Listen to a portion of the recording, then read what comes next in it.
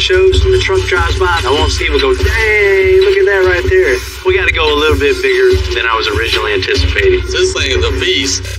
You know, a few months back, old Blue Thunder was just a shell of a vehicle. There's a lot of work involved to bring it up to 2021 standards. We want to make sure that this thing still has that classy look, that classy feel to it. This is not like anything we've ever built before. That is way bigger than I thought you guys were going to build it. I'm Bill Carlton. I built my first truck when I was 16. And ever since, me and my guys have been out here creating with our hands. Building the biggest, lowest, baddest custom trucks and cars in the game.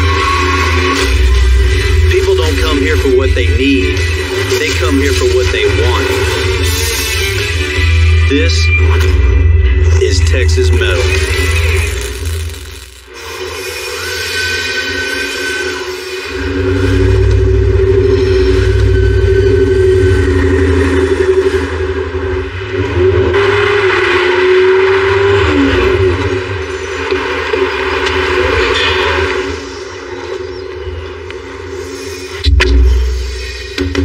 Foot a little heavy getting out of the truck there?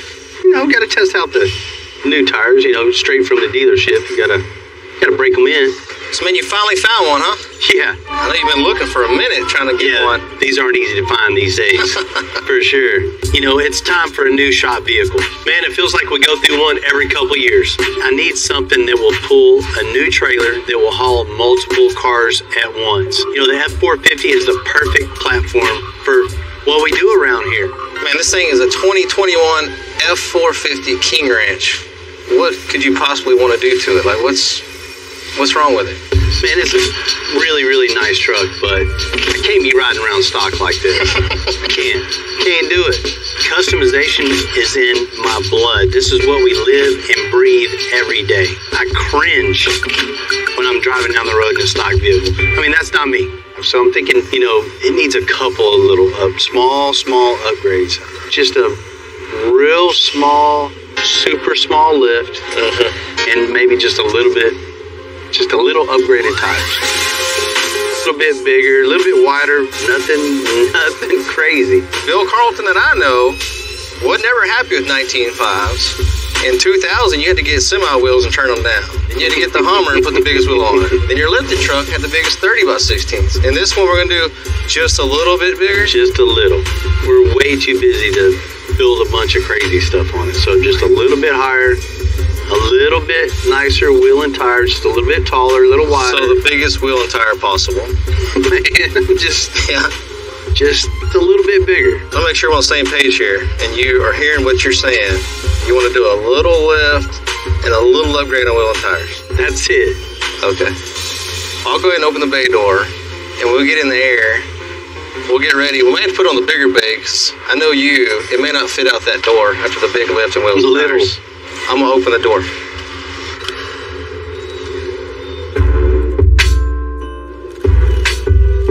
You know, I've been a fan of the F-Series trucks for quite some time. As soon as the new 2021 came out, you know, I definitely had my eye on it. You know, as much as I like these trucks, there's always something that just sticks out in your head that you don't like about it. So, you know, that's what I want to do. Just get it in the shop and put my custom touches on it. And just when I buy a car, you know, that's the first thing I want to do is just tearing it all out and just starting over. Just see what we can do to make it cool, make it stand out, you know, make it different. And really, that's what Extensive is all about, making a bone stock car cool. I mean, even something that's been customized before, it doesn't matter. We're going to make it cooler. You know, I'm going to be driving this truck on a almost daily basis back and forth to work. So I'm excited to get it in the two-post lift and start tearing this apart and start creating something cool.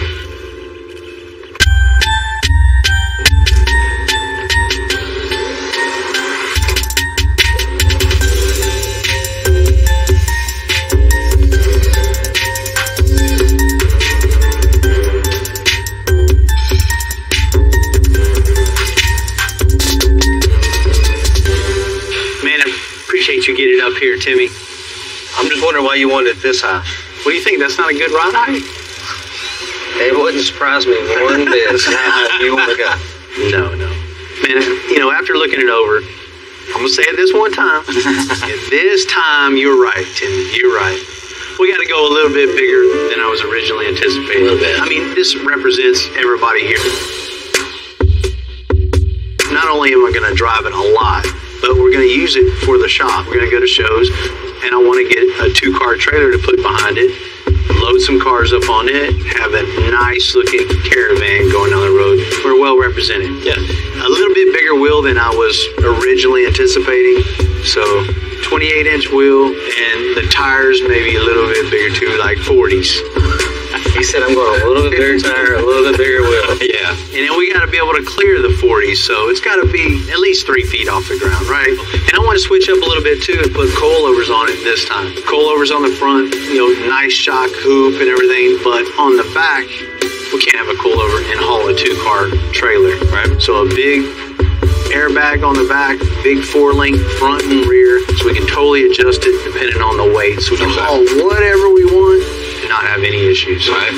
And we got to make it look good while we're going there too. So you don't want to take all the chrome off, paint the grill, all color match, all black, and just make this thing look mean coming down the road. And I want to put a rolling lock bed cover on it too, just so we can lock up all our stuff in it and just not have to worry about nothing. Just use it, man. We'll have a good time with it. So, y'all ready to do it? Let's do it.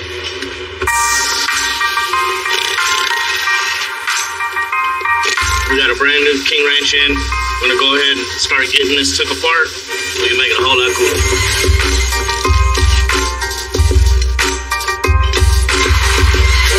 One shot, brand new. I think this truck only has like 46 miles on it.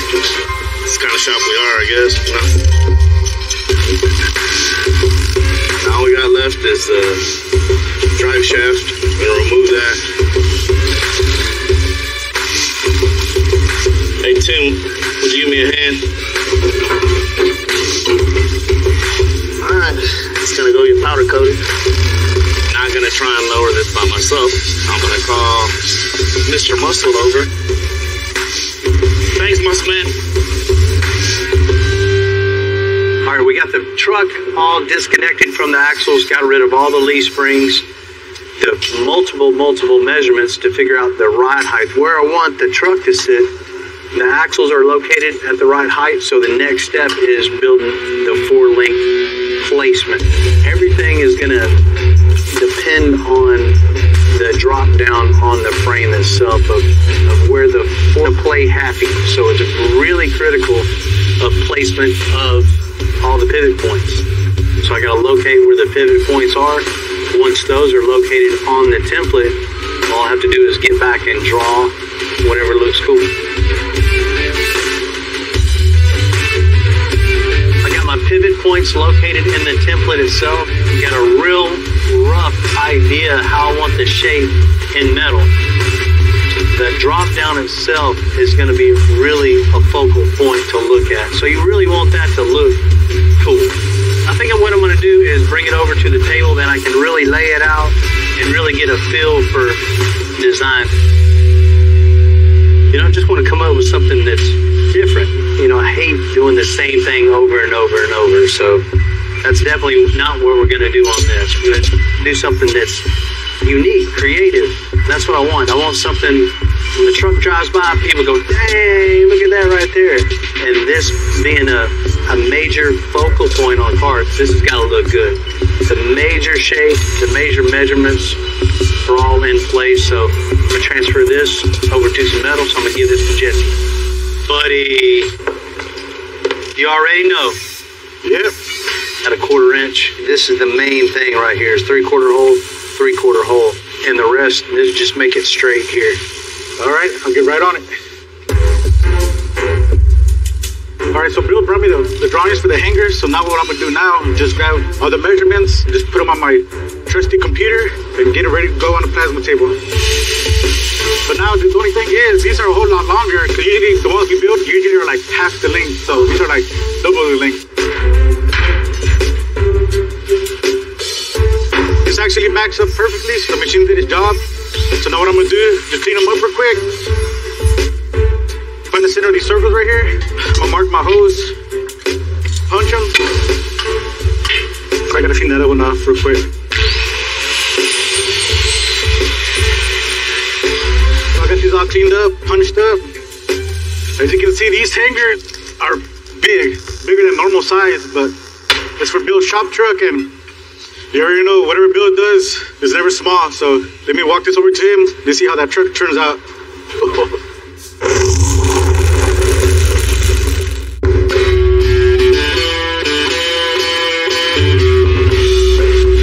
Lifting up the 450 is part one of my new idea for the shop trucks all around the country. And for that, we need a custom trailer. And luckily, I know just the guy to help. What's up, Robert? Hey, man. What's going on? How you doing? Man, real good, real good. What's going on in your world? What are you in there for? Well, I got a new shop truck. Okay. And it's got a little lift on it. They all have a little lift on it. What are we talking a little lift here? Well, it's a little higher than normal. Come on, let's go on the back here and draw it up. So, Robert, what I need is a bumper pull. Right. And I want the ability of hauling two cars at once, and I don't want to be limited to the weight I can carry. My big 5500, which is 16,000 pounds, and, and Tim's truck itself is over 10,000. Plus, whatever else I fit on the trailers. Okay. At least 30,000 pounds. I think we got the perfect trailer for you. What we can do is we can take one of our basic PT trailers here. We can modify the front to where we'll put a 1-inch plate here at the height we need so that you won't have a big drop coming off your truck Right, here. yeah, that's what I don't want is the big drop coming down, having to support it, and have to worry about stopping and starting. We'll put all of that on the trailer itself. This one shows fold-over ramps. We're going to do pull-out ramps. Make it easier for you to get up on there. Right. These are typically attempts. That should give you more than enough capacity for anything that you're trying to do. We're going to go with 17.5 tires, dual wheel. You will not have wheel and tire issues. I promise you that. Big axles, big tires, super long. This thing is going to be massive. With all the specs and things that Bill's telling me, this is probably going to be one of the largest open-air bumper pull trailers that we've ever built. That sounds like it. That's what I need. All right, let's do it.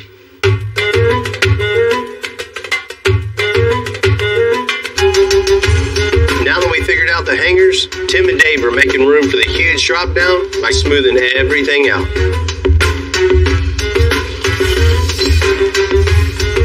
What do you think, Timmy? That's a big bracket. It's a huge bracket that holds a lot of weight, right?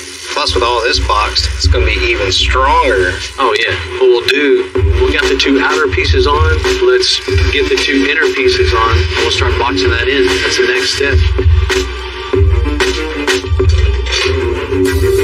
Because we're going to be hauling a lot of weight with the F450, the rear suspension has to be extra heavy duty. We're going to make the 4 links out of 5/16 DOM tubing. And then we're going to build our 4-link bars. So it's literally bulletproof. Lower. Twisted. All right, 58 and 3/8. This is going to let us transfer all the power from the truck all the way down to the axle, and it all comes right through the 4-link bars themselves. So that's a major component of the suspension and transferring all the power to the truck to the road, and to be able to handle everything that's behind this truck as far as stopping and starting. All of that weight gets transferred right here onto these bracketry all the way up to the truck itself. We're making the rear link bars. These are the, looks like the lower. Like you see, I made the lines when I was cutting with the saw, so I know this is as far as I can go to get my measurement for the coping. So as long as I go to there, I'm good.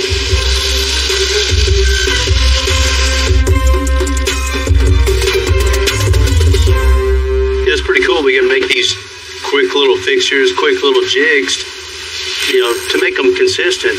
Not only that, when we're building it, but after we tear this apart, get it powder coated, we use that same jig to put it all back together, and it all goes right back in nice and straight. You don't have to, you already know it because the fixture's already here.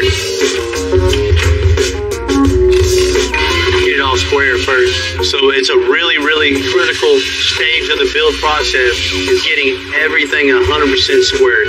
We want the truck going down the road with the trailer going perfectly straight. Ready? Yeah. That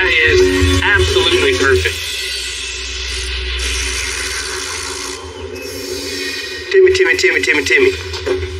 Yes, sir. Man, the 046 Ford. It's endless, right? It's always the small details that take the longest, and we ain't started none of those yet. Right. You know, a few months back, old Blue Thunder was just a shell of a vehicle. In a few more months, it'd be a badass surprise from my fellow Northsider, Ryan and his dad. We gotta hook him up. We gotta get it done. Yeah, you're true on that. We need to get something good for him. You know, good thing, we got a lot of stuff out of the way. We got a lot of stuff checked off our list. We got the frame complete. We got the rear suspension done. We got the engine mounted. You know, got rid of the old Chevy engine. Got a new late model 5.0 Coyote in it. You know, we've done a lot of work to it, but we got a long way to go still. Next up on the list is all new floor. There's no reason to even try to save it. Let's just cut it all to the rear bumper. Front suspension. You know, there's nothing in the interior, which is good. We don't have to tear anything out anymore. Bad for John. John's got to make everything. But, you know, the good thing about it, we can make it how we want it and make it cool. There's a lot of work involved there to bring it up to 2021 standards. So where do you want to start? Well, let's just get out and get after it. We'll get the floors done, get the front suspension done, then we can pull the front end off and do the firewall. All right, well, I'll get with Max and get the column, the gauges, the AC, make sure we have everything here, and if not, we need to get it here, because right now, shipping is crazy. You think 2 days and take 2 months.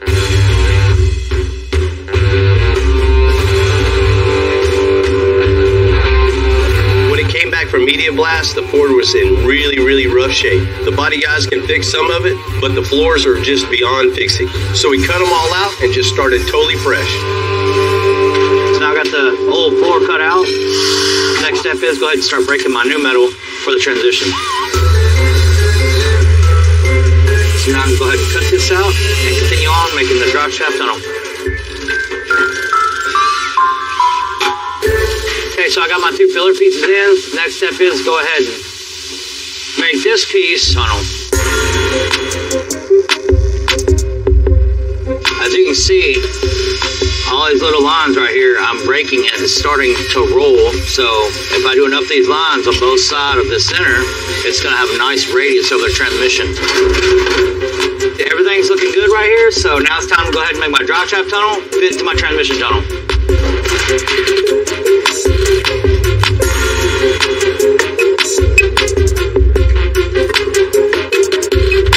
It's nice to be able to do it in one piece. There's no breaks in it, so it's going to be one nice smooth line. It's going to go right to my transmission tunnel. Everything is really just coming together on this car.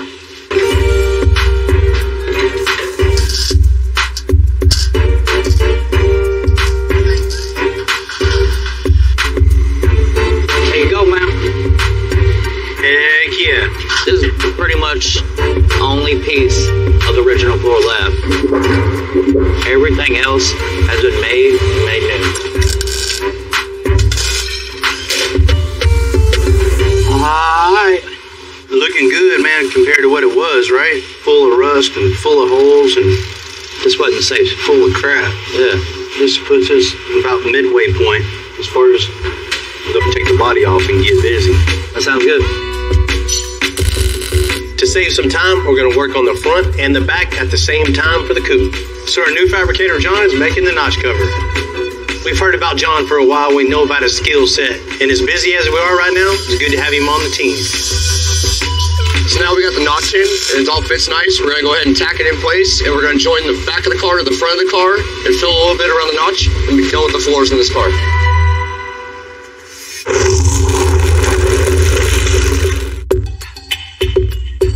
We finally got the body in the 46 Ford Coupe in good enough shape. So now John can make the new door panels. All right, I've got all my pieces made, got them together. So the next thing I'm gonna do is actually get in the car. We want to start getting them in place and getting it laid out and getting all the structure there. Once that's all in place, we'll start mudding it together. We're gonna do it in the car. That way you can see the door has a little bit of a curve to it. So if we body work this in place, it's gonna help hold that curve. That way the panel won't flex and go flat. We can go body work it over on the table and get it finished up over in the shop.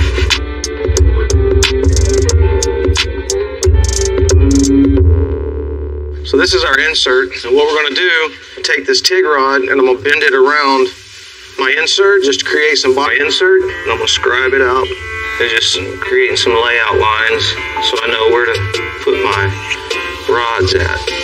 I'm going to use my insert as my jig to bend it. Alright. That's going to be our layout right there. Everything's got a good line to it, so grab some glue, lock these down. Bill wants to keep the feel and style of an old hot rod, just to keep it nice and clean and give it some elegant touch to it without going too far overboard. It's kind of got that 50s diner look. We should be in roller skates and doing this. Just roll around.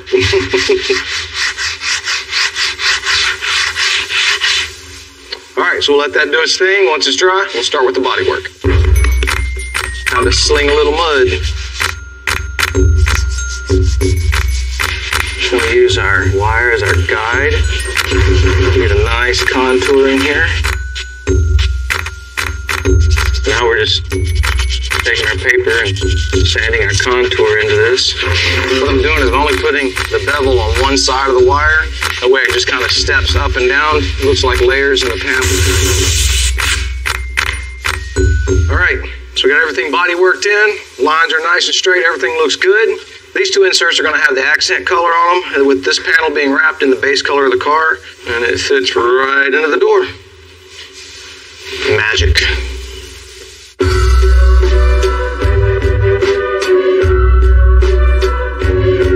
So on the 450, we're going to go air on the rear and coilovers in the front. With that kind of setup, the rear airbags will be extra strong and be able to handle whatever we want to haul. While the coilovers in the front give us just that different look for this go-around. So first thing is go ahead and start putting the coilovers in is making my mount right here. This is going to be the base of the coilover right here. Then we'll bring it all the way up. I'm going to make a nice little radius across here, a couple bends, and this is where I'll attach the top of my coilover. So first thing is go ahead and get started making those mounts. Some people might buckle under the pressure of, you know, building something custom, and especially something custom for Bill Carlton, because, you know, Bill Carlton, he's been doing this for a long time. Me, I've worked side by side with Bill for years. I built them all the same. Safety first, you know, quality. Everything has to be strong, sturdy, and built to last. So, you know, that's why I'm there, because not only will we be hauling a lot of weight, I mean, it's a reflection of us, the shop, and I'm building it, so I want to do the best to my ability. That's the bottom wrapped up. Now go ahead and move on to the top.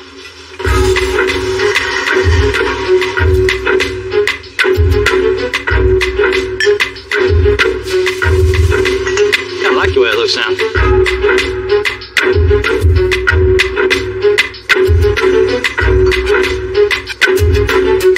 You know, Jamie did a real good job getting our top loop in and our bottom coilover bracket. It's going to be a little different from what we normally do. You know, normally it's coilovers front and back, or bags front and back. This was a little different. I want coilovers on the front just because I want to do a different look this year. But, you know, I'm going to be hauling a lot of weight. We're all going to be hauling a lot of weight. This is going to be pretty much, you know, a shop truck. So we definitely can't haul a lot of weight with coilovers. So we're going to do bags on the back, coilovers in the front, just kind of mix it up a little bit. The thing I'm trying to do now, the challenge is we got a bunch of tube work in the back for the bags that come down to the bag. This is just total opposite, where the coilover is going to be mounted up high, so all the pipe work has to go up in the front and all down in the back. So we're going to try to do our best. Man, that's what it needs, is some three-dimensional more. Yeah, bring it out. Definitely give it that style we're looking for. So let's bend this same radius, probably right about here. All right, I guess we can start bending. That'll work.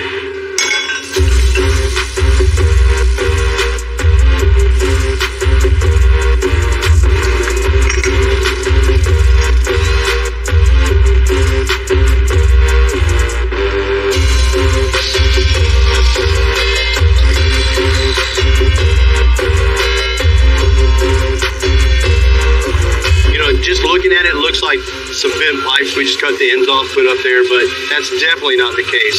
It is very labor intensive to notch, bevel, cut, grind, do that 20 times in some cases just to make the pipe fit just right. And once you weld over it, it just looks super easy then, but it's definitely not that easy. See, it looks like somebody looking through binoculars. I don't know what it looks like. I like the way it looks. It looks good. Nice.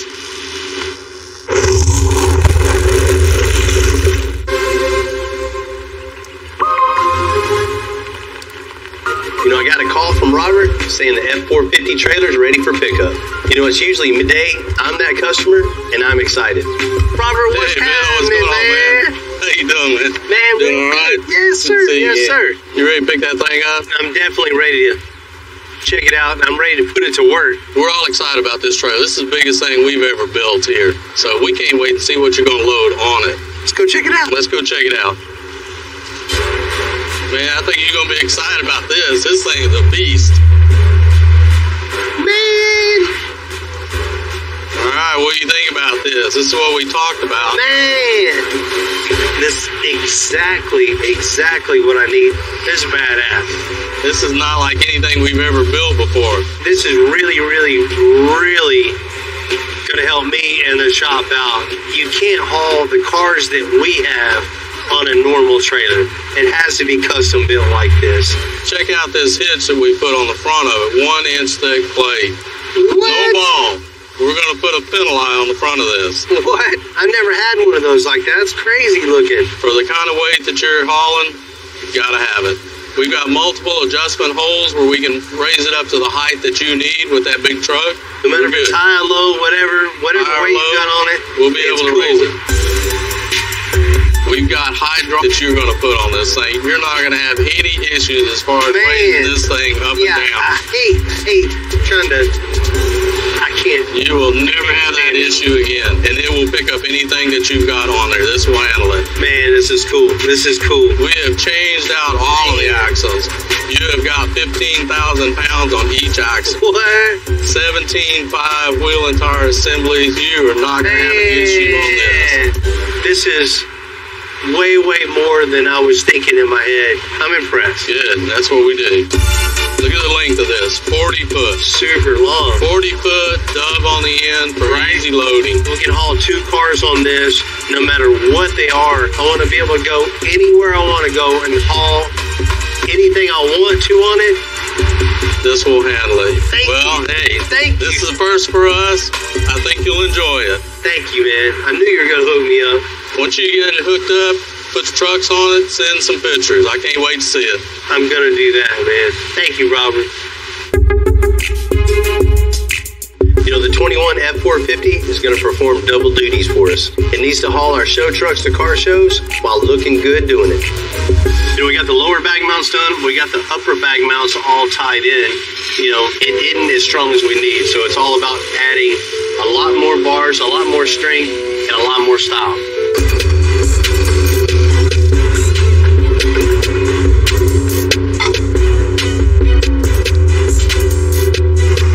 You know, the key to making it super strong is the intersections of all the piping, all the joints where they intersect with one another, and one transfers the weight down to another joint, transfers the weight to somewhere else. So just like kind of like a truss system where you have the little zigzags and they all intersect at certain points, and that's basically what we're building here on the suspension itself, is using the pipes not only for style, but it's also meant to be super strong.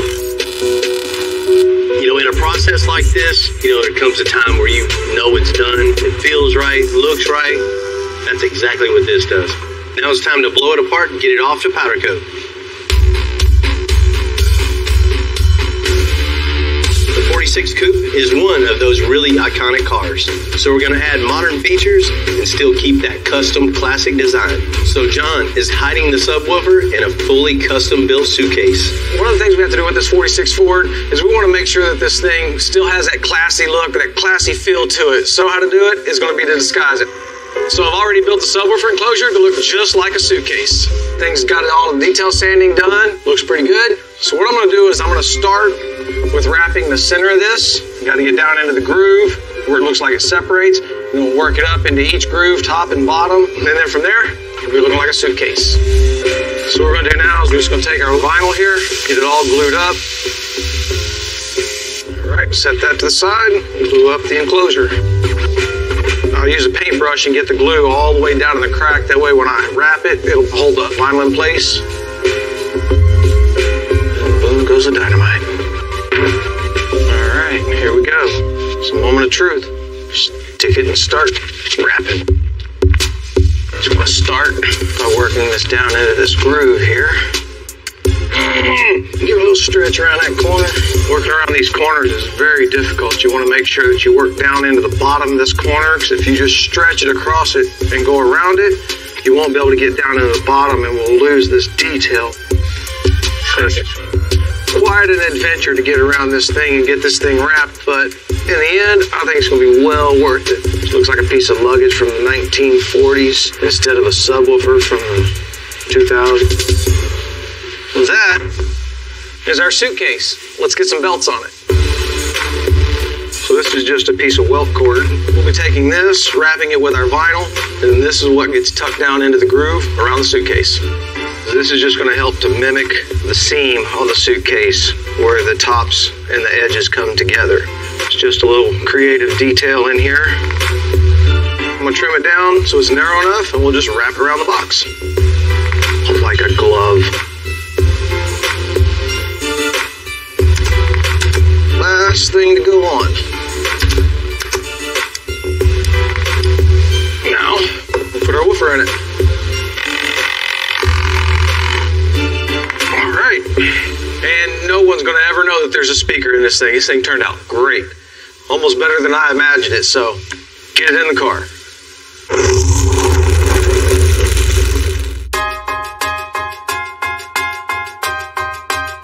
Like any big job, the 46 Coupe has a big checklist for all the stuff we got to get done. And this one is a really long list. While John and his team are making the custom interior, we're finishing up the front suspension. You know, Old Blue Thunder's really come together. We got the frame done, got the body, getting busy, so how to build everything. So the next step, putting the wheel and tire underneath with the spindle, mocking up the lower control arms. Then we're really rolling with it, and we can get this thing done. I'm gonna call that ride height. What is the measure? It's good. It's the perfect distance this way, because we're gonna get a little bit of negative camber when we go up, so that'll clear even more and more, you know, with the radius. You see the angle of the lower ball joint real quick. Let's go forward about an inch, 3/4 inch. You know, there's a lot of variables when it comes to setting something like this up. There's no, this is wrong, this is right. You got to rely on the experience each and every single time, build upon the last experience. So that's where we're at right now, is the latest and greatest doing what we do. While the frame just needing a little bit of final welding and the cab in the body shop, I can finally see the end on this build. Next up, the last bits of metalwork. Full interior, rolling chassis, paint, and we'll be able to surprise Ryan's dad with Blue Thunder looking a whole lot better than it did sitting in his garage. I'm sure there's a couple of old timers that worked on this car when it was new. They had no...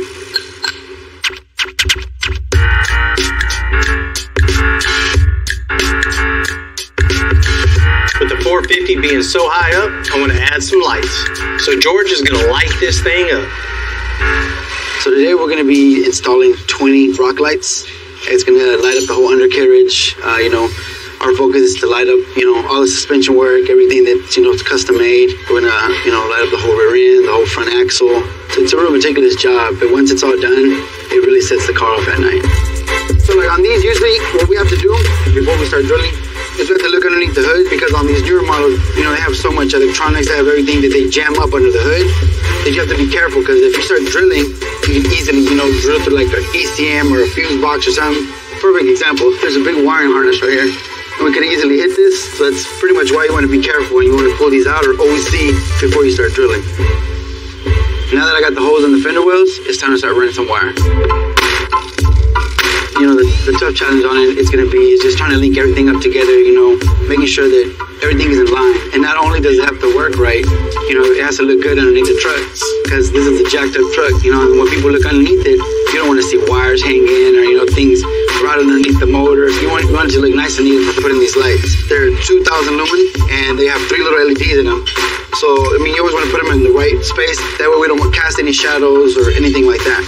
They're right in the perfect place to show the perfect lighting on it. Cool, I got these all wired in. Now time to plug them up and see if they work. 2 down, 18 to go.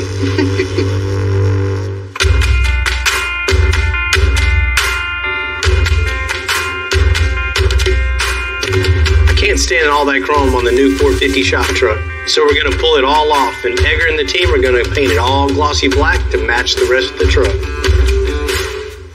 We got this grill for Bill's F450. What he wants to do is black it out. So what I got to do, pretty much tear it apart, scuff it, prep it, and turn it into gloss black. Pretty much what I'm mixing up is some sealer that's specialized for chrome, because usually when most people paint chrome, eventually like 2 months or so later it starts flaking off. So this is the sealer that I'm using, which is black. It's gonna give me an advantage of when I throw my coat, which is the base coat. It get faster coverage, and it'll be gloss black by the end of the day.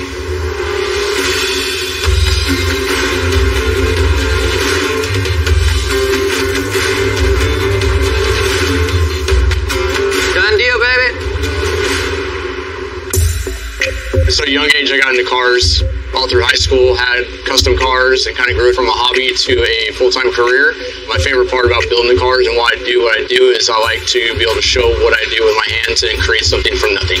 For me as a builder, I've always been on the forefront of all new technology, new builds, new custom ideas. I'm a real technological person, so I've been able to bring the 21st century into a lot of hot rod builds, which is kind of where the industry is going now.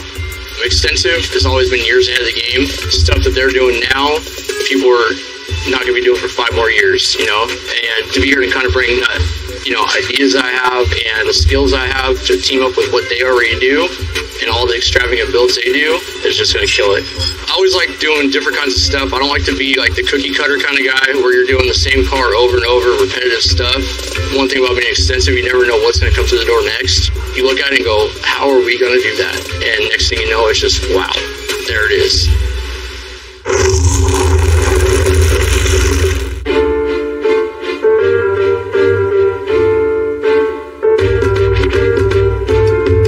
It's all coming together on the F450.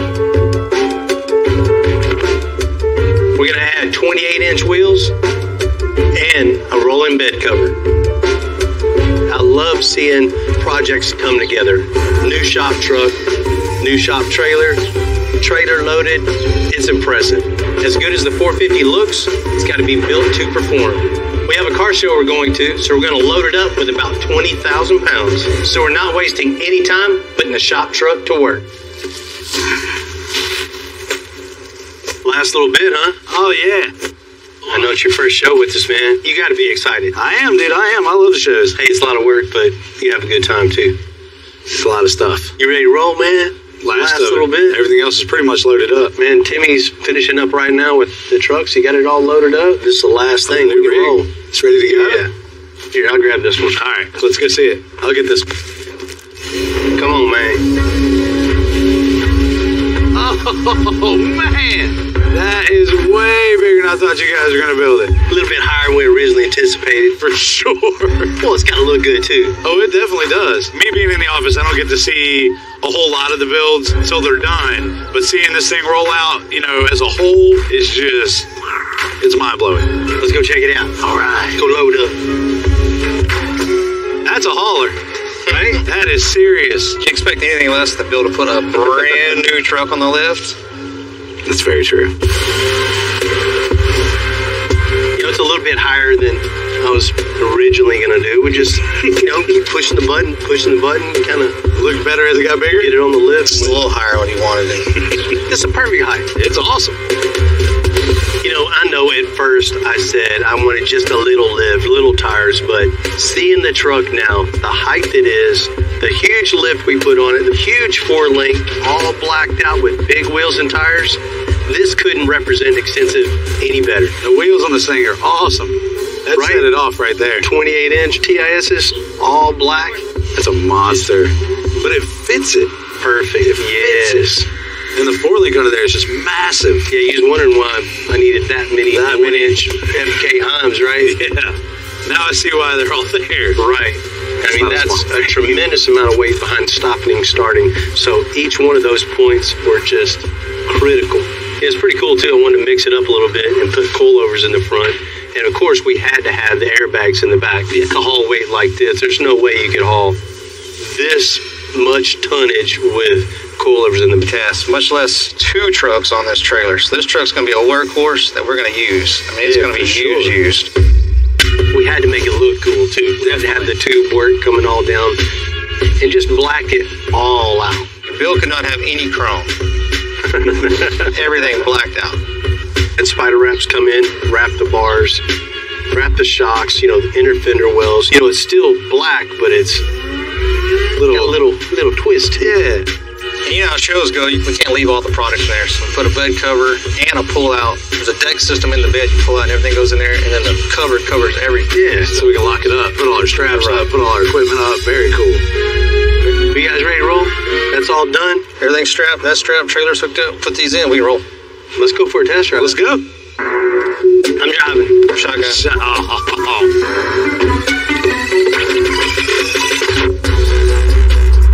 Show season starting off, and I'm excited. It used to be when I roll into a car show, you want to get that trophy. Now how you roll into the car show is way more impressive than any trophy you go home with, in my opinion. Rolling up in the new shop truck, new trailer, with the trailer fully loaded, that's what a car show is all about to me. Just one more example of us building cool stuff and then showing how we do it all around the country. Axles, thinking a Hellcat engine. Oh, man. We're going to split this truck down the middle, not only front to back, but side to side also. Cut it in 4s. I'm going to have to put all that structure back in. This is going to handle like a race car. Parts of this is going to be wider than this truck. This 1998 AMG G-Wagon. We got it all the way here from Russia. They definitely missed the mark on this one. Just start fresh. Grab a grinder and a welder and get after it. This is like Christmas. The seats actually appear to be floating. That's cool. I want to put Texas on the map. Oh, man, I got a brain freeze. I'm Bill Carlton. I built my first truck when I was 16. And ever since, me and my guys have been out here creating with our hands. Building the biggest, lowest, baddest custom trucks and cars in the game. People don't come here for what they need. They come here for what they want. This is Texas Metal.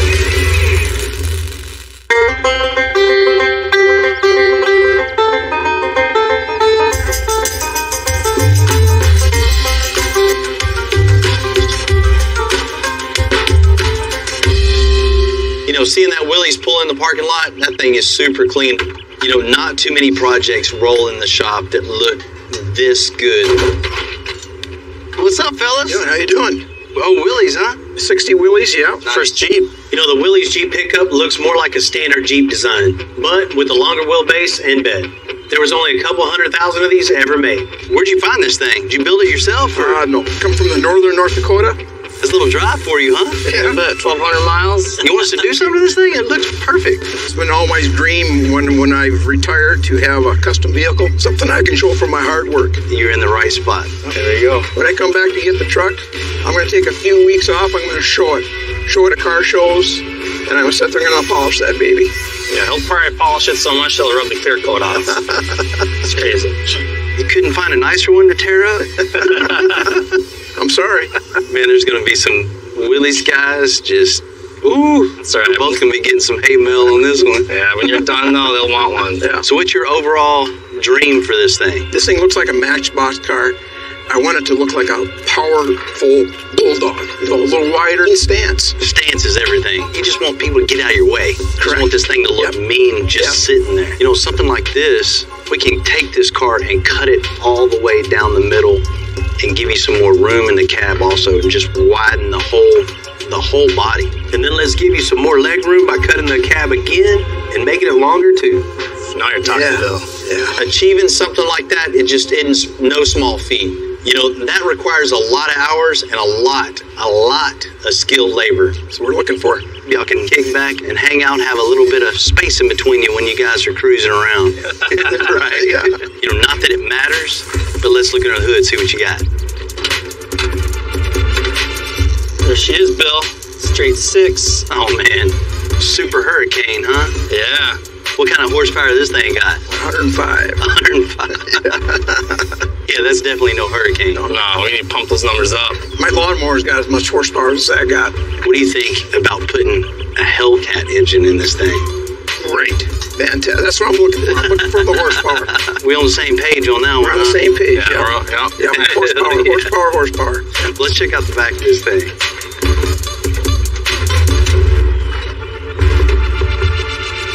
It's definitely 1960, fully custom. Nothing in here is going to work. Let's just rip out everything underneath this thing and inside this thing and just start 100% fresh. What do you think about that, Yeah, man? I think it's a great idea. As far as the bed, we can definitely create a bed on this thing that looks more modern and fits the body of this thing. You know, I'm really getting excited about this. I mean, this is definitely going to be one of a kind. That's what we want. That's what we're looking for.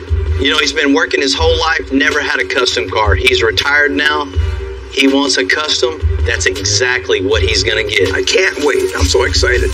You guys ready to go make it official? I'm ready to go make it official. Let's do it.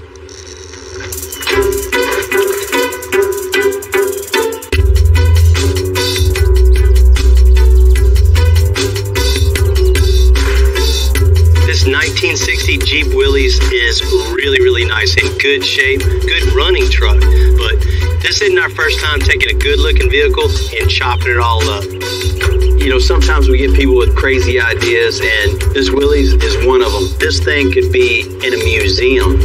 I know the Willys people are just going to cringe when they see us tearing this truck apart. Million challenges to this project. Because this guy wants this truck longer and wide front to back, but side to side also. That's just not cutting the cab up and making the cab bigger.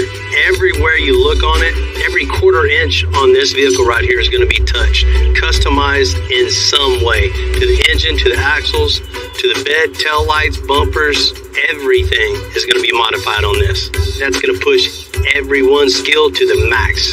A job doesn't come bigger than this right here, but it's here. We're going to take it on, and we're going to create something that nobody's seen before. We're going to create something just totally unique and something really, really cool, and give the customer exactly what they want at the end of the day. Fellas, look out going on. 1960 Jeep Willys. Why do we have this really good-looking truck? What are we about to do to it? We're about to have some fun. You know, we're all going to be tested on this one right here. The owner of this truck, he wants that bulldog look. He wants something low and just mean looking. Okay? We're going to split this truck down the middle. Oh, so we're not only going to do that, we're going to split it down the middle here too and make the cab wider.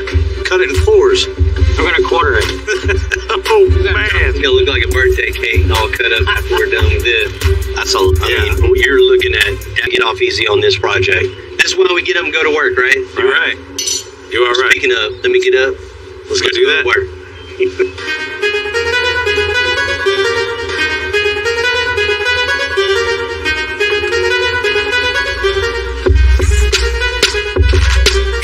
First things first, Tim and John are going to tear it down. We can't be sure what parts we may need till after the cutting. So we'll be saving as many of the parts and pieces we can for later. Oh, check that out. Automatic hood prop. That's why the engineers got paid big dollars in a day. They get a whole $1.50 extra.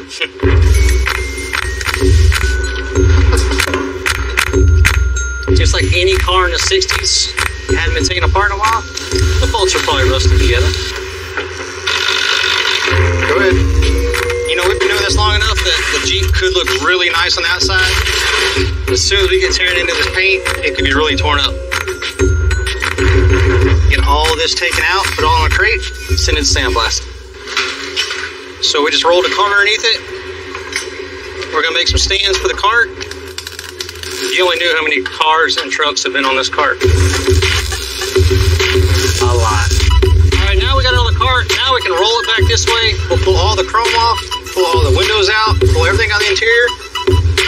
You know, this is just one more fact how much simpler it was back in the day. Nowadays, if you took the dash out, you'd have 500 feet of wiring and sensors and all that stuff. This is as simple as it gets, but as you can see, 60 years later, it's still functioning and still works. Now we have all the windows out, all the trim off. Now this thing's ready to get blasted.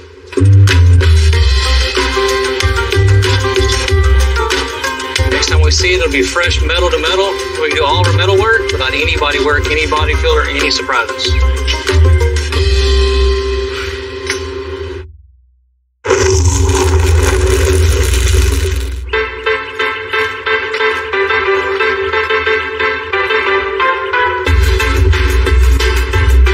The 1960s Willie G pickup is back from blast. You definitely want the steel to be as good a shape as possible before you cut it. And it looks better than I hoped. This thing's in really good shape, man. A little bit damaged, but that's nothing for the age of it. I'd like to look this good when I'm 60, but I look worse than that now. When you even maybe in 1,000 ways it could go wrong. You know, there's only a few people I can trust with that level of metalwork. Bob Grant is definitely at the top of that list. Robert, what's up, man? Haven't seen you in a while. How you doing? It's been way too long, man. Way too long, man. So what you got planned for me? The owner wants just that bulldog look when he's coming down the road at you. Okay. And that's what this isn't, right? It's like your grandpa's old farm truck. Right, exactly. What I want to do with this is just cut it down the middle and make it wider. Yeah. If we're going to do that, we might as well cut it down the back also and give him a little bit more foot room. Damn. Right. Both ways? Right. Holy crap. That's a lot of work. It's a little bit nothing for you, man. $5 grand. If there's anybody I'm going to call in to do some badass metal work, it's Thank you, man. Appreciate it. Hell yeah. I've worked with him before and hung out with him at numerous car shows. Just an awesome dude. So what kind of measurements you got for me? Something radical? You know, something like this, I'm thinking probably 8 inches in the back and maybe, 6 in the front, so it doesn't look so exaggerated. Oh yeah, it don't look like you did it. I think that's the true definition of custom is you know something's different, but you don't really know what it is. We'll have it done in a day or two, huh? Right. I got you all set up. I got, Okay. You ready? I'm ready. Yep, I'll break some.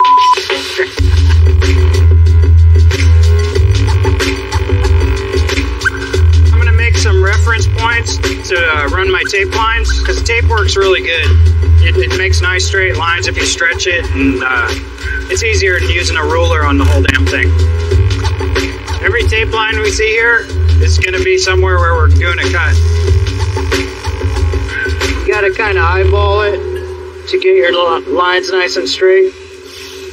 But if we keep the line really straight, it'll be easy to build off of. This grill area, we're actually gonna cut it out right here. Cut out this whole piece, and we're gonna make a new one.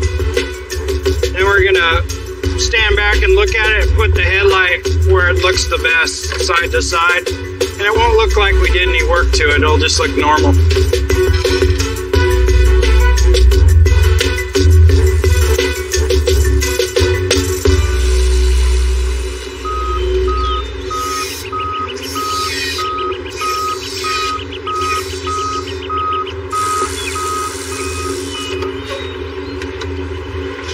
What up, man? What's up, bro? What up, buddy? What up, fellas? Got you one from Moscow. That's a Crazy. Getting a G-Wagon in the shop to work on is pretty cool, but getting a G-Wagon from halfway across the world, that's really cool.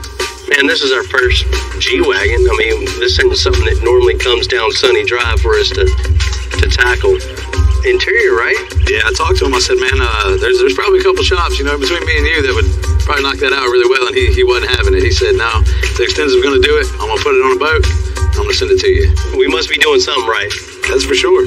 Max, what year is this? 98 AMG G-Wagon. You never know what year these are. I mean, they pretty much all look the same, different headlights and tail lights, basically. Yeah, they're still big squares. Yeah.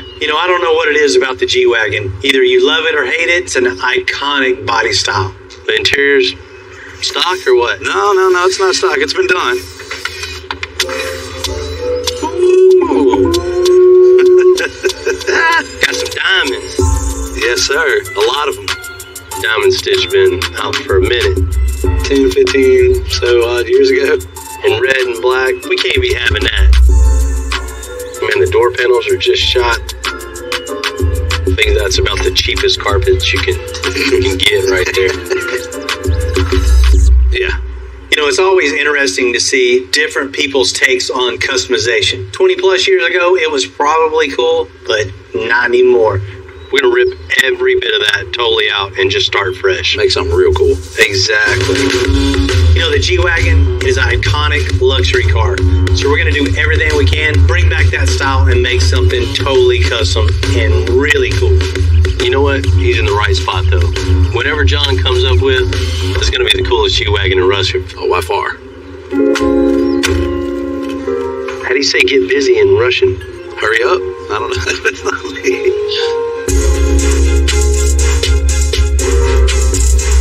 Man, it might sound strange. All the cars, all the trucks we built over the years, this is our first G-Wagon, so I'm pretty excited to get it in and put our spin on it. There's many ways to customize a car, and interior especially. Some are just fads. Some last the test of time. In this case, it definitely hasn't. I mean, it's old, run down, shows its age. It's time for an upgrade. You know, Mercedes brand is well respected all over the world for the high-end finishes.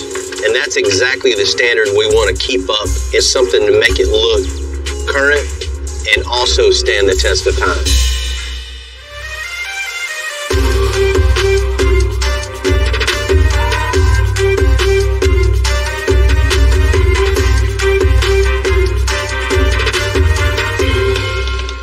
Oops. Swear I didn't break it. Doesn't even matter. I mean, look at it. The whole truck's broken. It's true. Well, they definitely missed the mark on this one. Right. Mercedes, world renowned for perfection, right? Right. That's exactly what we don't have. Especially the AMGs. They're hand-built. These are first, second, third generation craftsmen. And this looks like they might have about 3 or 4 years of practice. Right. So I want all this totally ripped out and just start fresh. Okay. Of course, new seats, yes. New carpet, new headliner, you know, all 5 door panels. Okay. Everything 100% brand new. Let's make this thing cool. You know, the biggest challenge on this is just making it custom and still making it have that elegant feel. Neutral colors or colors? The right tone is going to be even more important in a vehicle like this for sure. Oh, absolutely. I'm thinking, you know, a black car, probably just a deep brown. Keep it the natural neutral colors. Okay. You know, with the right stitching, right accents are going to look really classy. Okay. Well, I got one other question, though. Jump seats in the back. What are you thinking about on those? The junk seats. Junk seats, okay. Yeah. I know what that means. Yeah, we got a little more room for audio in it, you know, a little more sound in it. Sounds like I have a mission. A big one. Let's make this worthy of coming halfway around the world. Hell yeah.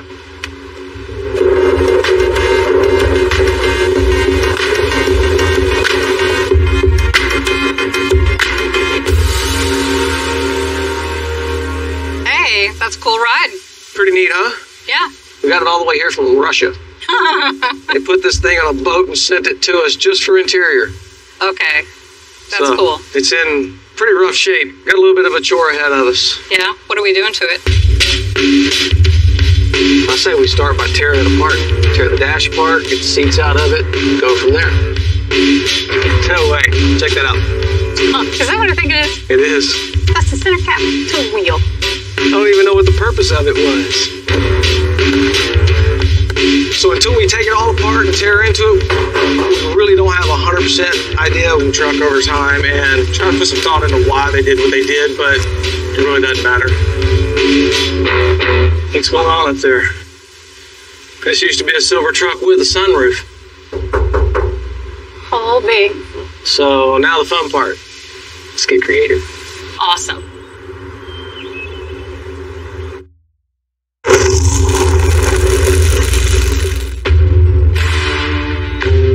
You know, it's not every day we get a truck shipped in from around the world on Sunny Drive.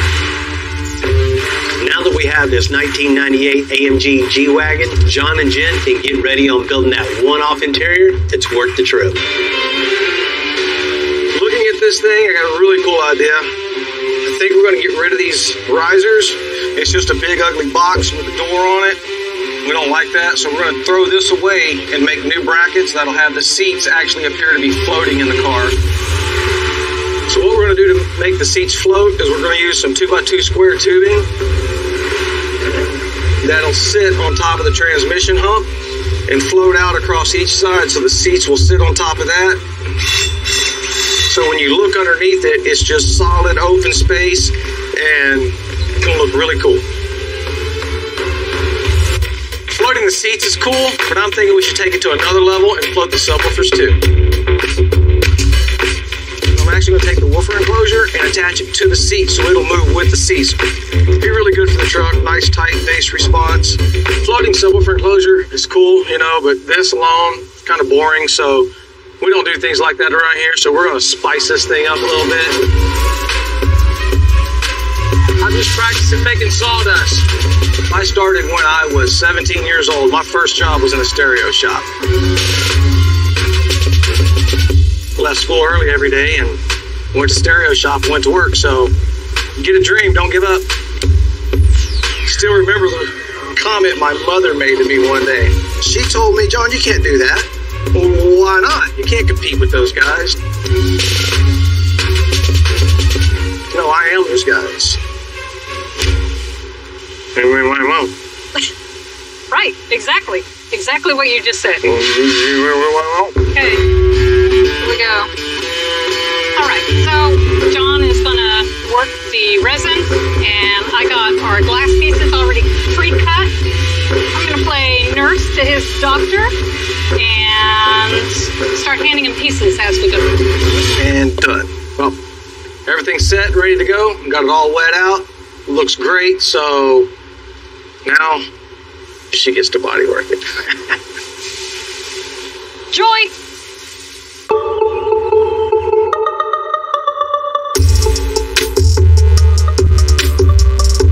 We got a lot of floor to cover in this 98 G-Wagon, and I know I don't want to use carpet. So I got looking on the interwebs, found this really cool place called Clark's. Just looking for a little bit of inspiration around here. Hey there, I'm looking for Christine. Awesome. Hello. Hey, Christine, nice to finally meet you. I'm John. Nice to meet you, John. You know, we got this really cool truck that someone sent us from Russia. That's amazing. And we're making a wood floor in this truck, so it ought to be just wild. So, yeah? You're the wood expert. I figured I'd come by and check it out and see what you had. All right, well, let's go take a look. All right, let's see what it is. Wow, look at all this. This is awesome. You know, we don't normally get calls for wood for vehicles, but we do have over 100 different species to choose from. That's really cool. We've also got some slabs over here. They're all the rage right now. That walnut is beautiful. I can go broke here. You know, for an interior guy that loves woodwork, so much to choose from, just want to put it all in my pocket and take it home. You ever seen Purple Heart? Oh, this is one of my favorites. Looks like it's got a nice curl to it, too. Yes, it does. Wow. I was kind of thinking maybe we can find something a little bit thinner to be able to work out. You want to check out our veneers? Oh, I'd love to see what you have. We have a great line of veneers over here. Sounds perfect. Let's check it out. A veneer is a very, very thin sheet of lumber. It's actually cut from a wood log. Anytime you're going to buy a piece of veneer, it's going to be the only one like that. Oh, wow, look at that. That is really nice. Here you can see where it book matches together and they've laid it out. Basically, it's where they slice it off the tree. I actually have some over here. You can get about 25 sheets of these in a 3/4 inch board. That takes a big razor blade. Yes, it does.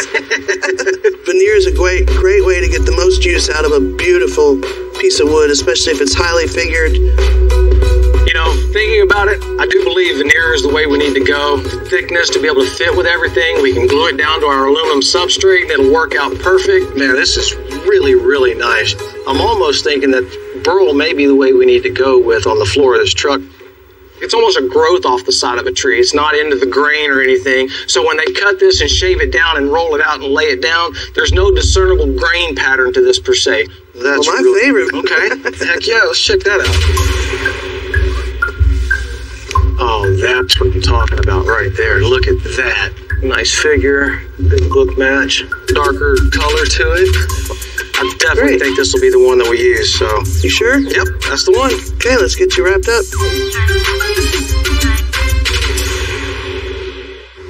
Okay, it's all marked out. Just gotta start cutting. You know, there's an old saying, measure twice, cut once. You know, that's especially true when you're quartering a near-perfect 1960s Jeep Willys. You know, Bob's done a great job prepping it, but now is the moment of truth. You know, his first cut's going to be right down the middle. It's a little bit more difficult because the way Bill set it up, we can't just, add 8 inches down the whole thing. It's got to turn into 6 inches by the time it gets to the front here. So when I started out, I just wanted to work like at a custom car shop. I was always buying magazines, building models, tearing apart bikes. I worked at a machine shop, worked at pretty much anywhere I needed to learn the skill that I needed. One of the tough parts about this job is going to be the roof, because as soon as you cut it, I'll cut across here with the cutoff wheel, and then I'll cut from the bottom here. This is the second time I've done a job like this. It isn't something people normally do. It's just so time consuming and involved. But me and Bill got a pretty good handle on it.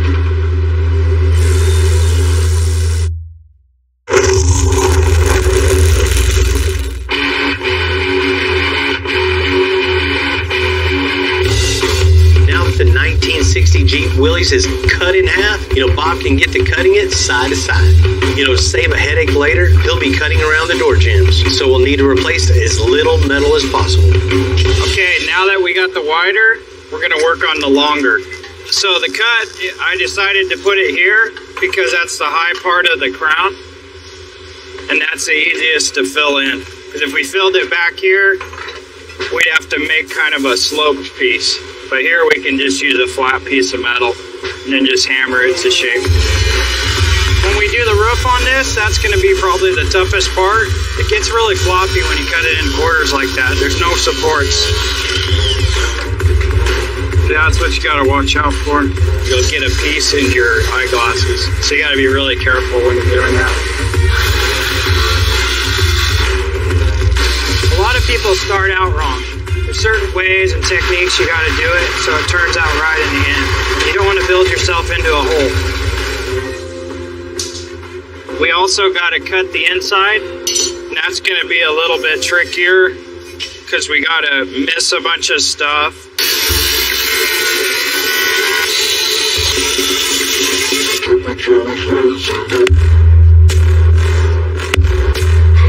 There's an inner piece, and it's like kind of in the way.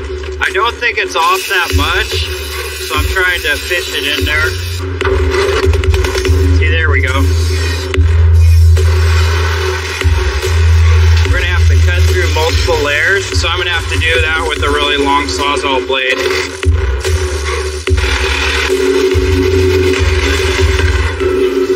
Hell yeah! Success! Now I know how to do the other side. When you cut a car into 4 pieces, everything doesn't line up perfect, because the car isn't a box.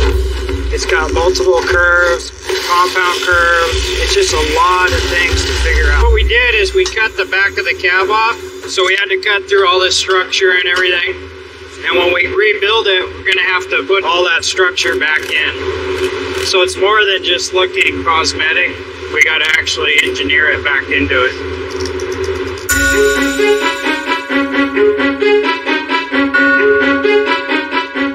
The direction we're going on this custom interior on this 98 G-Wagon. Wood floors, floating seats, and now for a custom console. We're going to go ahead and draw up the center console. We've copied and pasted the same object a couple of times, and that's how we're going to get our stack. And we're going to laminate those together to build up our height. Traditionally, John would probably fabricate this using hand tools and running around the shop.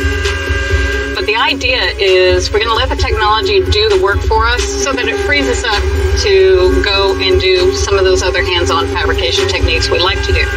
This is super easy for me to do. This is totally in my wheelhouse. It comes from doing trade shows and scale models for over 20 years. Cool. See ya. So we're hanging up right here. Yeah. All right, so we're going to massage the first two so that we get over this build out. We'll just pull this out, flush trim it to the hole. Yep. And be done. It's the parts that the robot can't do. I mean, I guess it could, but I'm going to outrun it.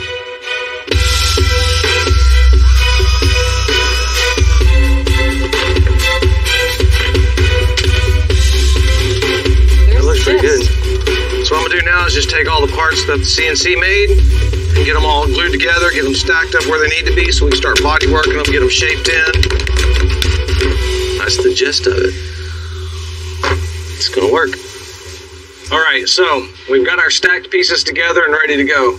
What we'll do is we're going to take and make a backside that floats above the rear, out to behind the seats, and everything just kind of be nice and open back here. So I'm going to make my box. So that's going to be the passenger side of the console. So now it's just a matter of making a couple more pieces for the floating look. You're building a box. This is my science fair project. I got this set up on stilts so I get it exactly where I want it. I can make both sides the same. Helps bring everything together nice and square. So it's like Legos. Put them all together. We'll get them stuck in here, start glassing it up, body working. This thing's gonna look real cool.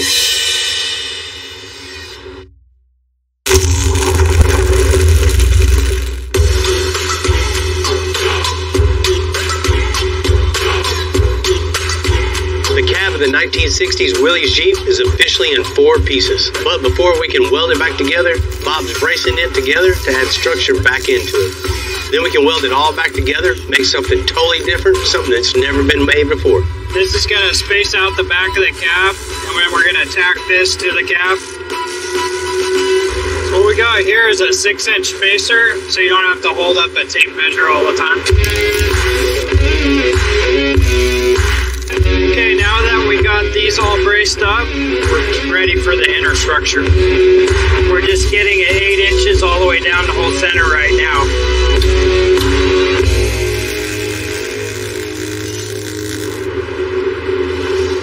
Now what I'll do is I'm going to match this curve to the roof, and it should hold a nice flow.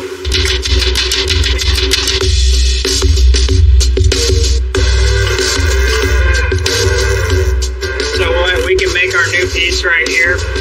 I'm going to do another one of these right here, and then that'll hold the rest of the roof in place.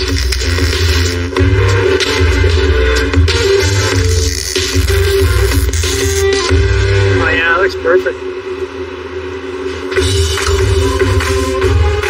On a build this complicated, everything comes down to what we do as we build it back up.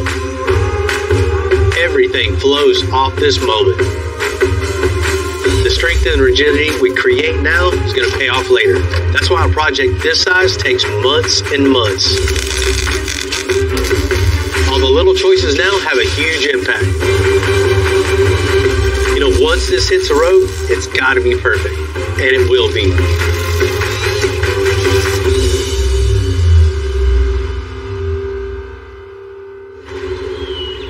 I got something. Is this what I think it is? Yes, it is. Wait till you see it. We'll stick that out right there. This is like Christmas. Yeah, I splurged a little bit. Wow. Because all the wear and tear, it's not every day we make the floor out of wood. So we're going to make the Burlwood veneer for the 98 G-Wagon floor extra tough and stiff by gluing it to an aluminum sheet. And then we're going to stain it. And what we're doing is a veneer to line it up. If we cut it perfect and then try to lay it, we'll never get it laid on there right. So even if we were to screw this thing up and go to try to get another one, right, it wouldn't match. So one shot. And that was the easy part. No turning back now. We'll roll this out, make sure we don't get any bubbles. That's that. I'm gonna grab the router and get this thing trimmed out. Holy cow. The router bit he's got in here, the shank is too long to be able to get everything lined up correctly. So what John's doing is he's making another router surface to beef this up. That's a cool trick, man. Did you know I got magic tricks up in this place? I didn't see that coming. This piece is ready to go. All we gotta do now is get Lewis to stain it. Once it's stained up, it's ready to go back in the truck.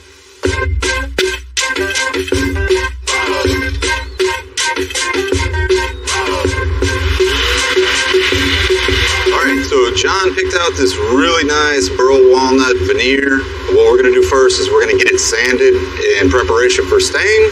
And that way when we put the stain, it won't show. This is going to be a really natural color stain just to highlight the natural beauty of that burl walnut.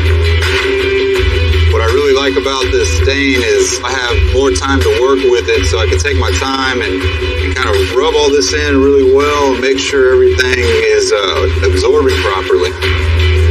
So whenever I apply stain, I like to just go in a circular motion that kind of ensures that everything's nice and uniform across the substrate.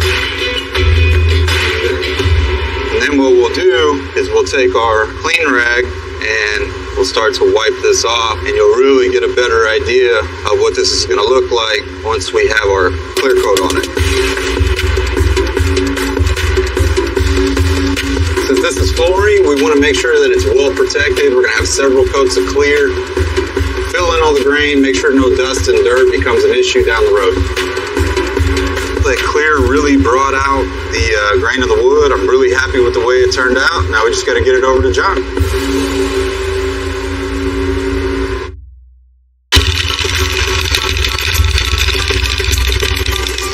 A custom car sets you apart from everybody else. You want to be that average, boring guy. So I always have something custom, even if it's just my daily driver. They'll have rims or just its own look. And that's what I've based my whole life on, just making cars like that for everybody. This is one of those arts that might die off because not a lot of people can do it. It's hard to find people that want to learn to do this stuff. They say they do, but then when they start into it, they're like, well, that's way too hard. And they quit real easy. Hopefully a few young guys are interested in it and going to want to do this stuff. I like building cars. That's my hobby. That's my lifestyle. I don't think I'd ever do anything else.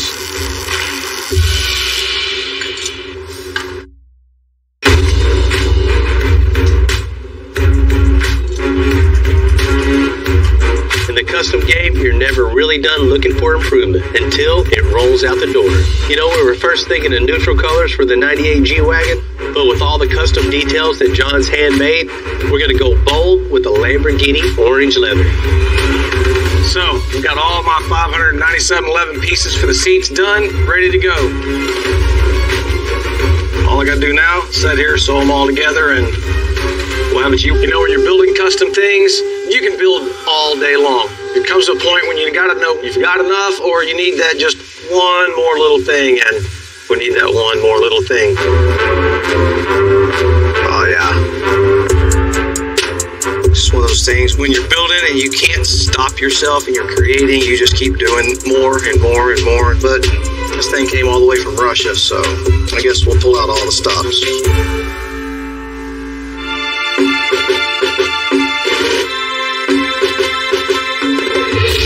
You know, it's been a long time coming, but this G-Wagon is finally done. The owner can't be here to pick it up in person, so I'm going to send it to the Port of Houston, where to get shipped all the way back to Russia. Everything looks perfect. I just want to look at it, you know, before it gets in the container, and when you look at it, you just, what's this? Oh, that's Slim. What's up with it, Bill? What's going down, How you doing, man? What's up, John? What y'all working on? Right? Me and my bro in the neighborhood. Trying to replace this bag, man. I busted. Hey, that ain't one of ours, right? No, it ain't yours. I know Slim and Raymond, you know, they're just coming up. They say for a part, but I know they're really snooping around, see what the latest and the greatest is. What y'all working on, though? I see y'all got something going. Let me get that chair. I need glasses right now, man. And what you done did to it? Oh, G-Wagon, it's going halfway around the world. suspension. Yeah. Oh, man, worldwide with it. Let me see. Every time we come over here, always something different. Lo and behold, man, it was a whole other creation coming out of here, man. Another Stinson build. Check this out. Oh, man. Oh, man, look at him, man. That's sick. Oh, man. Come on, man. This dude done put wood flows in the G-Wagon. Oh, man, I got a brain freeze. Look at that floating seats. Come on, bro. We got rid of the box that the factory seat sat on. Yeah. Okay. And built brackets to hold the seats up in the air so it has that floating look. That way when you look in, it's nothing but wood floors front to back in this thing. So we didn't want anything getting in the way of us. Bro, you gotta do this my Cadillac, man. We gotta do this. That's right. Color looks unbelievable. I mean, anybody walks up to it, that's going to get your attention. And once you have their attention, you're going to keep it with the floating seats, the wood, all the custom accents. You did badass. Great job, man. Great job. Hey, what's up with the peanuts in the dough pounder? Man, we had to have a design and texture, so we carried that pattern from the doors into everything to flow together. What you done did to that center console? I see you got the big iPad screen in there. Yeah, man, we just took and threw away basically all the old factory stock stuff, came up with our own idea and made something that's clean. What y'all got going on in the back? I see the seats way back like a Maybach. Yeah, man, we got you set up. Oh, that's sick, man. I could never fit in a G-Wagon, but I see y'all finally did something for us tall folk, man. Yeah, plenty of leg room in here. And you wouldn't believe how much work goes into something like this to make it look this simple. Ah, man, now you gotta get driven around in this, man. Yeah, that's the only way to travel. We got one more surprise for you in the back, though. What you got back there? Let's see, man. That's clean, man. Yeah. That's clean. Y'all threw the subs in the back on the seat. Okay. So that way, no matter where that seat's at, sub's not in the way. Both of them can move. You got your peanut panels in it, too. And I love that piece of panels, man. Making me hungry. You know, John, Jen, you always raise the bar on every project. It's truly a one of a kind, and something I'm very proud of. You know, the bar has been set very, very high with this G-Wagon. Can't wait to see the next one. That's crazy, man. I see why he came from way around the world. I'm just happy it's all the way around the show. We gotta do this. Well, while we're waiting on the transport guy, let's go ahead and get you a bag, man. We'll get you a bag. Let's get it. Let's get it. That's why I like coming here, man. Y'all give me some good ideas. This frame, like nothing. You know, with a car this old, things ain't where they should be originally. You know, Rat Rod, there's nothing specific how to do anything on it. That boy's on the ground. This is a real nice 75 square body with a real long bed. I got a little problem. It's tired driving. All we have to do is put a wishbone in place. It's going to look a lot cleaner, and it's done right. Oh, no! I'm Bill Carlton. I built my first truck when I was 16. And ever since, me and my guys have been out here creating with our hands. Building the biggest, lowest, baddest custom trucks and cars in the game. People don't come here for what they need. They come here for what they want. This is Texas Metal.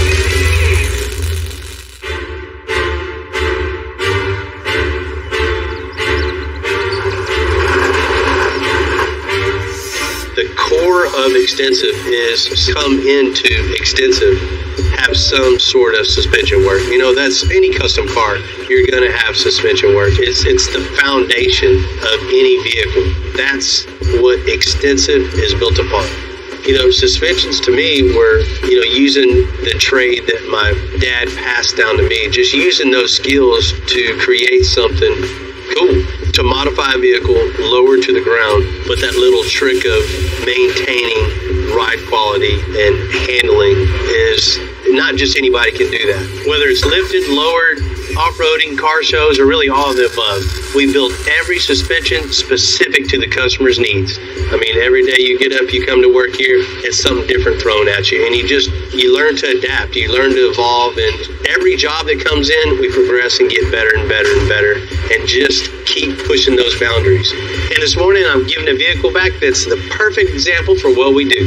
It's a 1928 Rat Rod that was in bad need of a modern suspension setup. What's happening, man? Morning, sir. Good morning, good morning. How's it going? Man, I'm good. Today's going to be a real good day for one of the two of us. Hopefully me. Absolutely, absolutely. You know, a rat rod isn't something we normally work on, but it's really cool to get it in, to really focus on. That's the reason why I brought it to you. I wanted something one-off. I wanted something really cool, and I wanted something that was over the top. Man, you got it, man. You know, rat rods are kind of the Mad Max of vehicles. They're purposely made to look rough around the edges. But when put to the test, these things get after it. You know, that's what's real cool about working on your car. You know, a rat rod, there's nothing specific how to do anything on it. So to let the creativity flow, build something real cool and unique, I mean, that's what we do. Yeah, the car's already a one-of-a-kind build, and I definitely can't wait to see what you've done to it. Yeah, one-off build for you. It's a one-off build for us also. Perfect. Let's check it out. Let's do it. Come on, Lulu.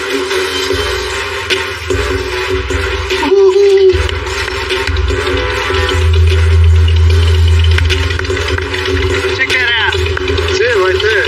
Right. Drop it down, Lulu. Man, that boy's on the ground. That's right, man. It's sitting flat on the ground. Man, hell yeah, I'm loving it, man. Man, when that thing hit the ground, I was excited. Man, I was pumped. The car looked really cool. It was already unique, but we had to put it over the top. First thing we had to do was get in the shop, get it all tore apart, get those old leaf springs out of here, and just start fresh. You know, we could have just put some bags on the front, a couple of brackets, and sent it on its way, but as unique as this vehicle is, I wanted to come up with something that just grabbed your attention. I came up with a cantilever system just to put it over the top. You did everything that I was wanting, plus more. Man, that cantilever system is just... Man, it's pretty cool, huh? Man, just doing the geometry just to get that to function is the reason why I brought it here. Man, that cantilever front suspension, it was state-of-the-art. It also matched the old school look of the car. I really like that. It's different. You know, in the rear, too, we just took off all those springs and everything and put a tooling suspension on it with a bag on that. So the ride quality's there, the handling's there. It's probably the only thing comfortable of driving this is going to be the suspension now. Well, that was the whole reason why I brought it to Extensive, is because I wanted the suspension to be one-off, and I wanted it to be a very comfortable ride. And I bought it to drive. I didn't buy it to sit in the garage. I bought it to drive. Hell yeah.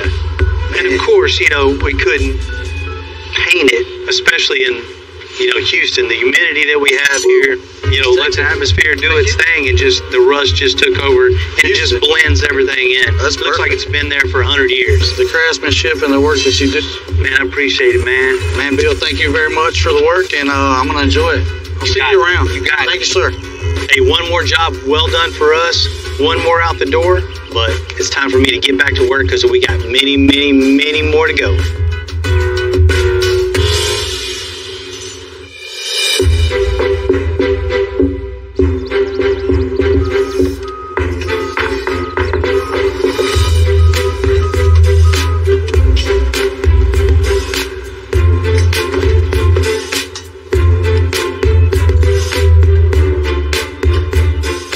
Project. Ren, I usually don't talk about your record driving skills, but a couple parts fell off on the way here. Not this time. It's ready for you. This is how we got it, just like this. Whose is this? Guy named Eddie. He's on the way. Good luck on this one, buddy. We're out. They're gonna leave me with this one, huh? Yes, sir. You got this, dude? You know, a project like this is pretty much on that line. You know, do you spend a ton of money, ton of time to make this a really cool truck, or chop it up, sell it for scrap? Because Ford was busy making things for the war, not too many of these 42s were ever made. So, to this day, it's one of the... Hey, Bill! What's happening, man? What's going on, man? Edward Wilcox. Hey, nice to meet you. It's your truck? Yes, sir. 1942 Ford pickup truck. My dream truck. Oh, yeah? This is a dream come true for you? Dream, man. I've been working on a lot of stuff, but this is the one I want. Yeah? Yes, sir. It's my baby right here. So, why 42 Ford? Well, you know, the 42 is one of the rarest trucks. To me, it has a lot of class and style with it. It's the first one that had the flat nose in the front. I think is very unique, but it needs a lot of love and attention. It does. I ain't gonna argue with you on that one. So what do you see when this truck's all done? What do you see here? I see something bad. I mean, I want a full custom job on this. You want us to take this truck and just totally remake the whole truck over for you? Yes, sir, but in parts. I'm going to have to do a little at a time. I've been looking for this truck over 20 years, and it's been a long road for me to find it, and I finally found it. Hey, I'm totally cool with that. You know, a project like this can most definitely be overwhelming to a lot of people. So yeah. How far do you want to take this? Well, Bill, I would like to get everything underneath done first. So just start out with the rolling chassis first, getting the foundation all set. Yes. You know, it has a straight axle on the front. Yeah. You know, getting rid of that, put a Mustang 2 style front end. Sounds good. You know, disc brakes on it. You know, a good rear end in it. 4-link on the back. Yeah. And are you wanting it adjustable at all or just stationary? I would like the static ride. So no adjustability, you just want to... Just something that I can just enjoy. So just a static drop on it, so like coilovers on this would be ideal. Get that stance right, all you got to do is get in, start it up, and ride. That's what I'm talking about. No buttons, nothing to mess with, just ready to roll. You know, this truck has 80-year-old technology, so what we're going to do is just build a Mustang 2 style independent front suspension that's really popular in most hot rods. And a 4-link in the back with coilovers all the way around to give it a good ride and a really good stance. And Bill, just to let you know, I have the engine and transmission, so I'll be bringing over to you a lot of parts. That's even better. So what we can do is get the stance right, the ride right, get the engine, transmission in it. You know, get you a column in it so you can steer it. I mean, you can push it around and do whatever you want to do to be able to go on that next phase. Sound like a winner. Let's make it happen. We're going to make it happen.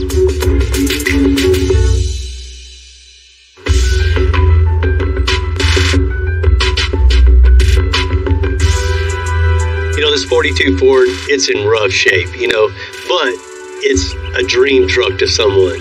You know, with any dream, you got to start with the foundation. Like, you can't buy an old house and just put doors and windows in it when the floor is falling through.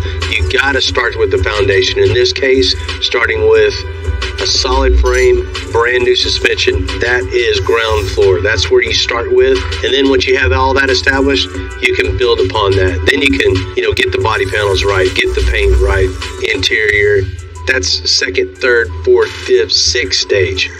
You know, I'm glad this truck's been brought in here. You know, we're going to get him hooked up, get him on the right track. You know, if it's us that's going to finish the truck or if he's going to take it and build it in stages all himself, this is where it's got to be started with.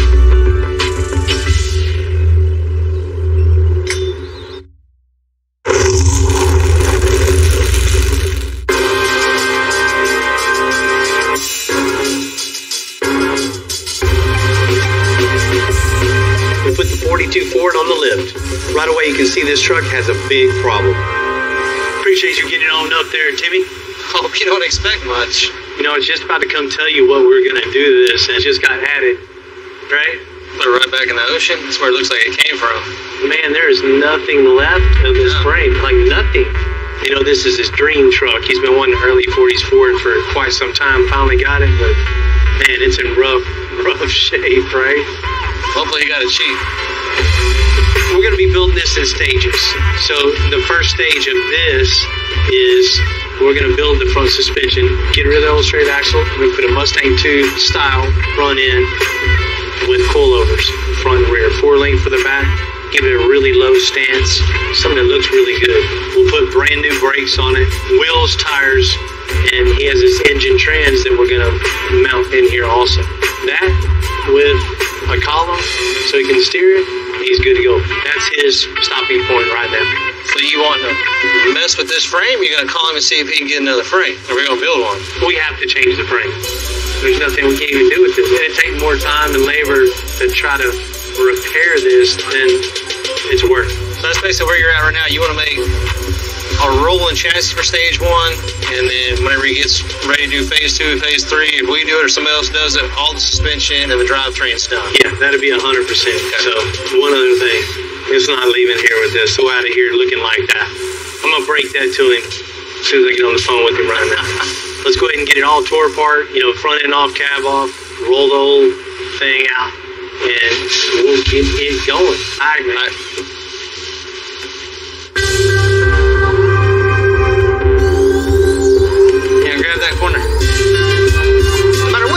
is, it's always better to fix the chassis and suspension first. It saves a ton of time and heartbreak later. A lot of times people ask you how you like to get projects. When you do get them like this and the guy does want to do it in sections, it's kind of relief because a job like this would normally take at least a year, if not longer. So it's kind of nice to have something that comes in, leaves, and then we get a fresh start if he brings it back. This is the easiest teardown ever. Right? Yeah.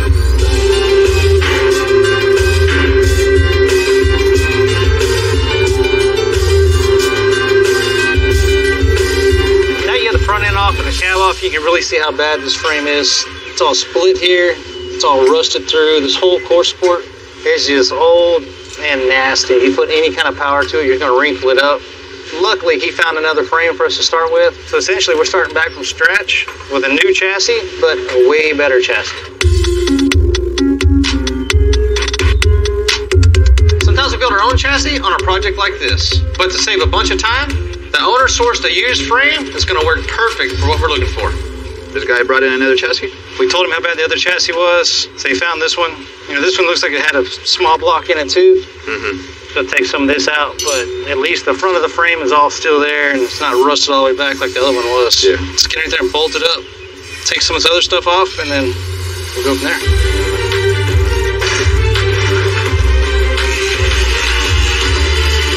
Because we're adding the LS with a lot more power, we're going to box it in to help support the frame, reinforce it, and then also give us a good platform. We're going to add our Mustang 2 front suspension to have a crossmember that comes down and comes back up. So that'll give it something really good, really solid to tie into, which will make it a lot stronger. And it will also take some of the torque for the motor to keep this thing from twisting up in the front. I mean, you can see over the years how much it's not really consistent. I'm trying to straighten it up. But you can see right here, how much the frame will twist, just back and forth.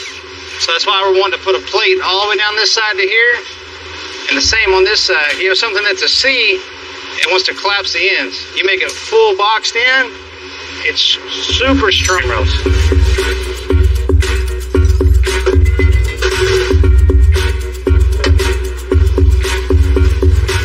Basically what I want to do is want to line up this corner with this corner so it gives us this whole valley that the weld will fill in all the way down. It won't be standing up on top of the frame. It fills it in and it's a nice looking weld. Now the bottom one I'll raise up 3/16, cut it, and it'll be good to go.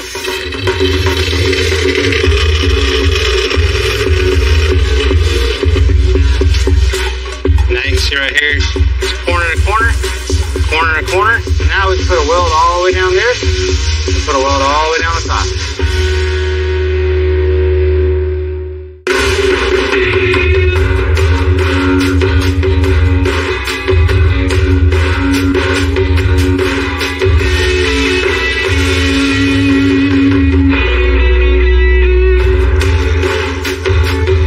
It's always good to see a cool truck come to the shop, especially with the old friend driving up in it.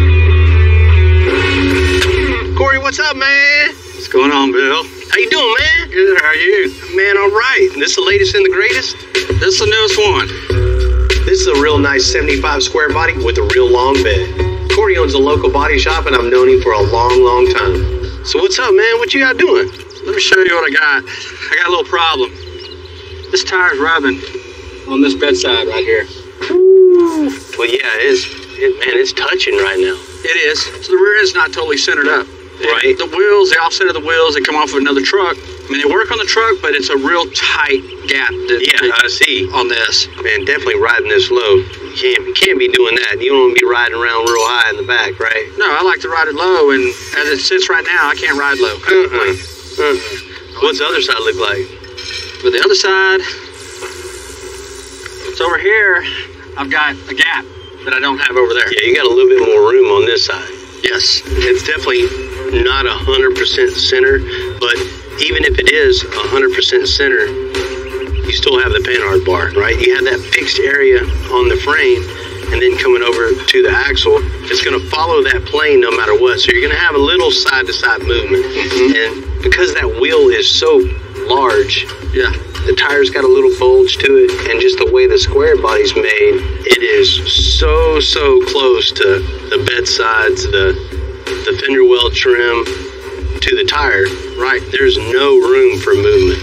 a lot of vehicles we deal with, there's only a couple things you can do to fix a problem. Narrow the rear end, get a different wheel and tire, or fix the centering issue. If everything else is good underneath here, I think all we have to do is get rid of the panhard bar and put a wishbone in place. Yeah.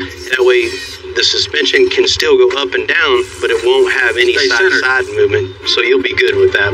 You know, wishbone is basically a telescoping bracket that mounts to the frame and mounts to the axle and keeps everything 100% centered. So, Bill, if you think the wishbone will work, can I just leave it here and get it taken care of? Man, you know we got you on that, Corey. We'll definitely make it work with what you got and save that paint and save them tires for you. I'd appreciate that. It's an easy deal, man. No sweat. Let's go in the office. Let's make it happen. All right.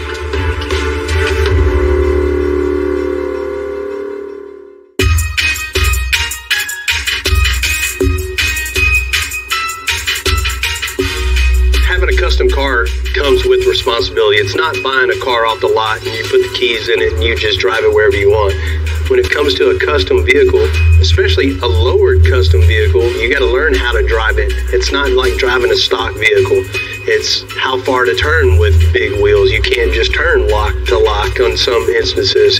You got to swerve around potholes because you have a low profile and how to ride with and to ride low and comfortable and not have any issues. You know, that's just part of the game when you're customizing a build that's already been custom built. You know, the issues that's on Corey's truck with the wheel clearances, you know, it's very, very common. You know, different wheels, different tire, you know, different diameter, different width. I mean, there's all kind of problems that arise anytime you change up anything.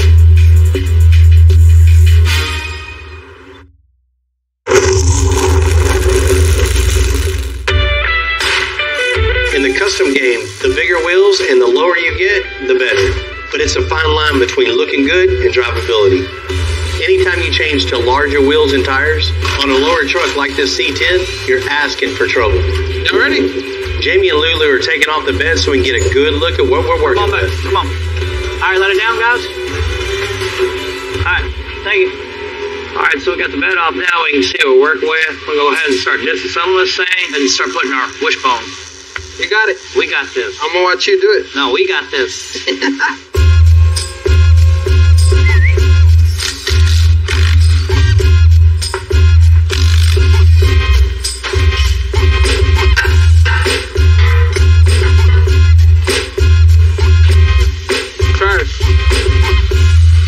Man, there's not a whole lot of room up here. I mean, the bed sits right here, right? Mm-hmm.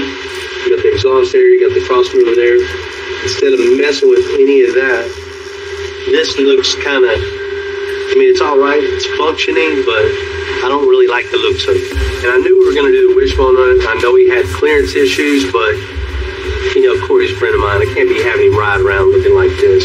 Now we have the bed off the C10, I'm seeing a couple more issues. You know, I don't like the plastic line and some of the placement of the valves and compressors. You know, I definitely prefer hard line because it will last way longer and it looks way better. I think moving this tank, moving the air tank back where the factory gas tank was, it'd be totally out of the way on the outside of the frame. Move the compressors and everything out there, so we'll have plenty of room to build a really sturdy, cool looking wishbone. And taking out all this flat bar and everything, and then boxing it back in with a piece of 2x4, and that'll give some rigidity back in this old riveted frame. And we'll make it look just as good on the bottom of it than it does on the top. Alright, cool. Good. So we're gonna go ahead and dump the air out of the tank right now.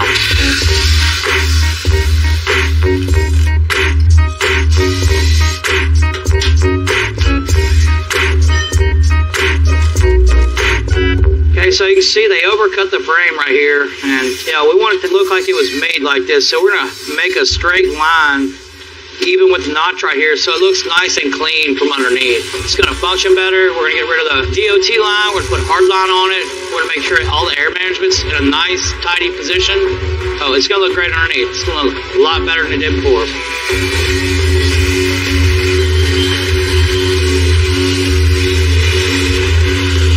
Bubble gum welds. You can see this weld's a good weld. This is actually one of our notches right here. You can see it's nice, consistent penetration right here. And then you look over this other tab right here. It doesn't flow.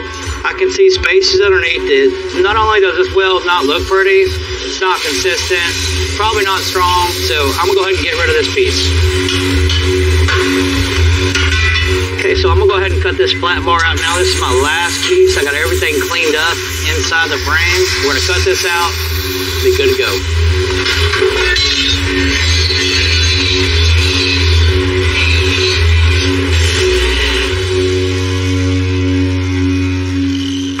As for the 42 Ford, the real key is finding that perfect spot for the new crossmember.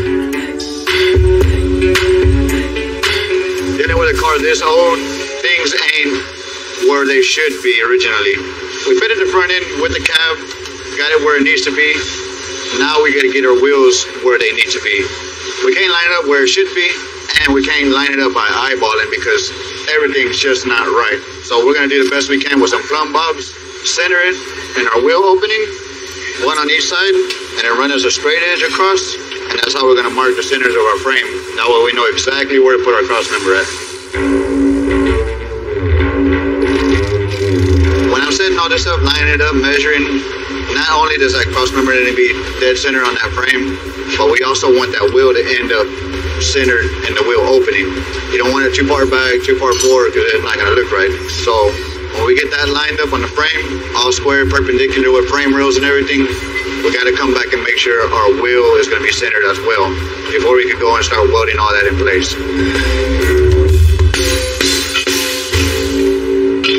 There you go, buddy. All right, now we have everything centered up, everything's leveled, the frame's level, this is level, it's centered where we want it. Now we're going to make a couple pieces to connect this other piece back here. We'll box it all the way in so it'll be 100% strong.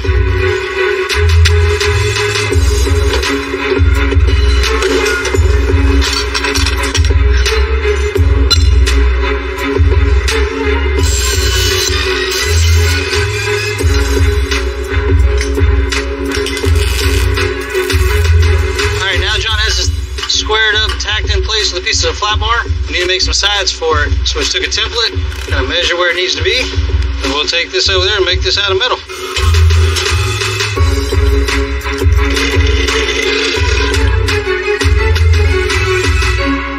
All right, Lulu did a good job getting everything welded in.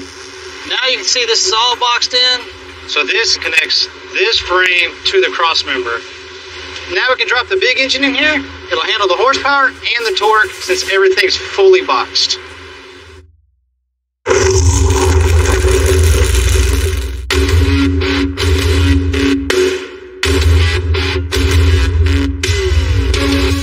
We've already narrowed the rear end on the 42 Ford. And because the owner wants to ride low, we got to make room for those 22-inch wheels. Perfect. That is like a Hot Wheels now, huh? Now John's going to notch the frame so there's plenty of clearance.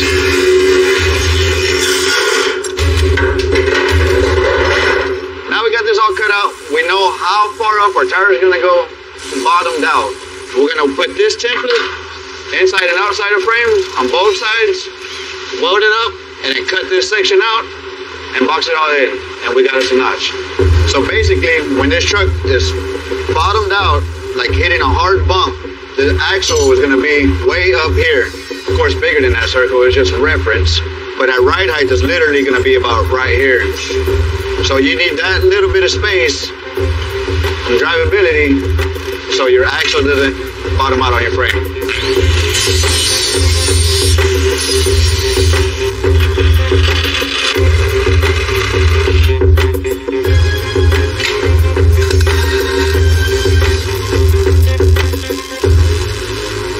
Now we got all our notch plates in line with these two parallel bars, and they're all welded out to the frame.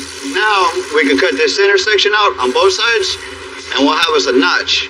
After that, we'll fill them in.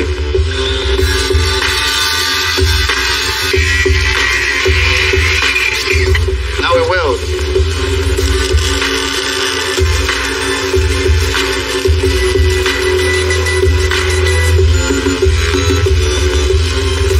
So I got the last cap piece tacked in place. Now this is ready to get welded out. Once I'm done, the frame will be done.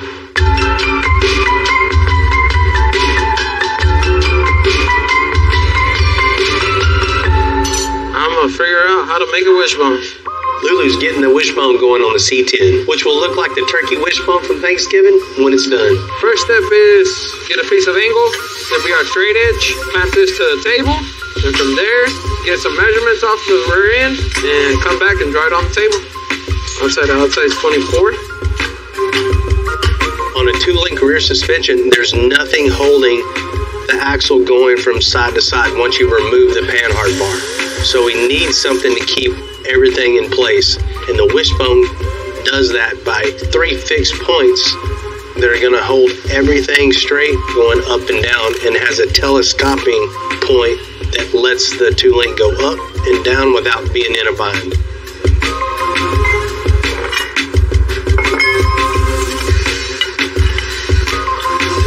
Now I can notch your shirt.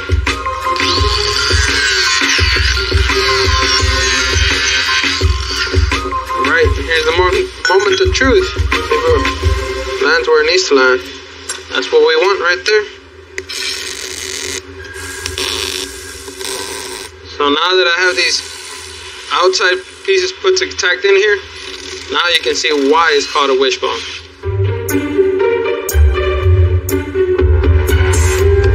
Okay, so while Elu's making our wishbone, I'm gonna go ahead and relocate our compressors back here. I've already started on one, got my marks for the next one. Go ahead and put my compressor here, tack it up. Then I'll know right where I can put my manifold, weld that on. We'll run our air lines to it. Everything's our tank, which is going up front, what we talked about. It's just gonna look a lot cleaner, and it's done right. I'll weld these out real quick. I'll mount my compressors. Then I'll be able to see right exactly where my manifold's gonna go. Okay, well, that's not gonna work there. The issue I'm having right now is just a clearance issue, so I'm going to go ahead and just shorten this bracket right here for our manifold. I'm leaving about an 1/8 inch off the manifold, so I'll still have room for my air lines to go in behind the compressors. Let me take this off, go ahead and shear it.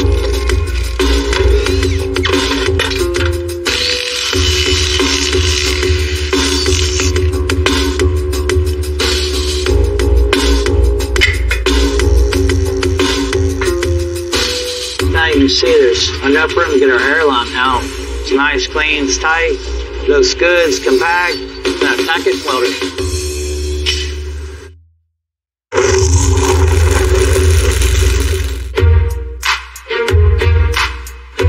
The C10's getting really close to getting done. We finished welding, painting, and installing the wishbone. Now that we've got the wishbone on there, everything's perfect. It's going to stay exactly centered between both frame rails, so we're not going to have any issues with the tire rubbing.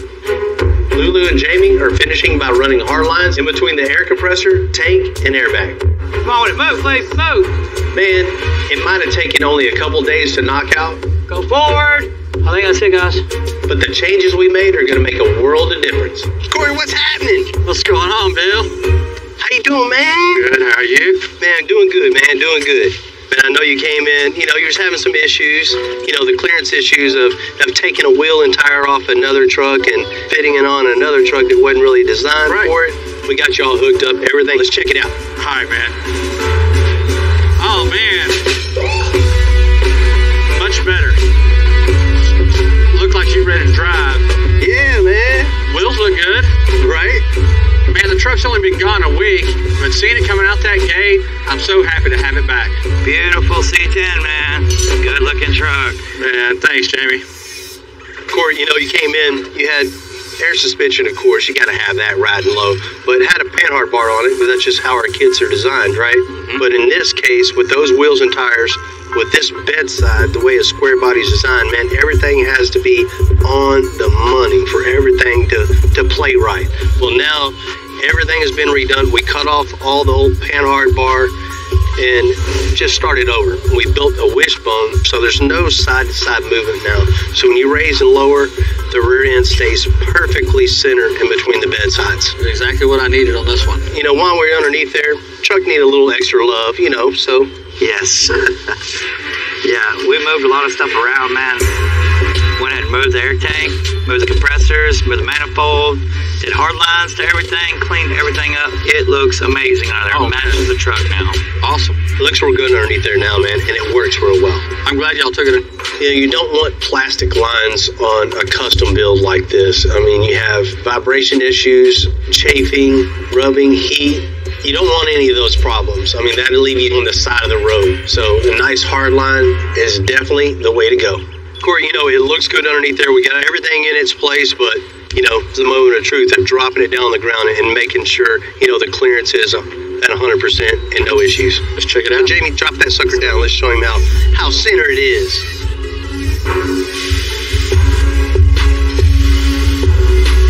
Oh, man, all right. Looks like the wheels fit now, Bill. Yeah, both sides. Both sides, yeah. They clear. Right. That looks a lot better. I can already tell. Gap here, wheels clear there. Yeah, it's on the money. Same gap over here. It's perfect. Man, it goes straight up and down. Exactly what it needs. That way I can roll low. Yeah. Man, I appreciate you, Bill, and thank you, Jamie, for everything that you did. Man, you're very welcome. Have fun with it. Oh, yeah. Lulu and Jamie always got my back. They did a great job. And Corey, enjoy driving your truck around as low as you like.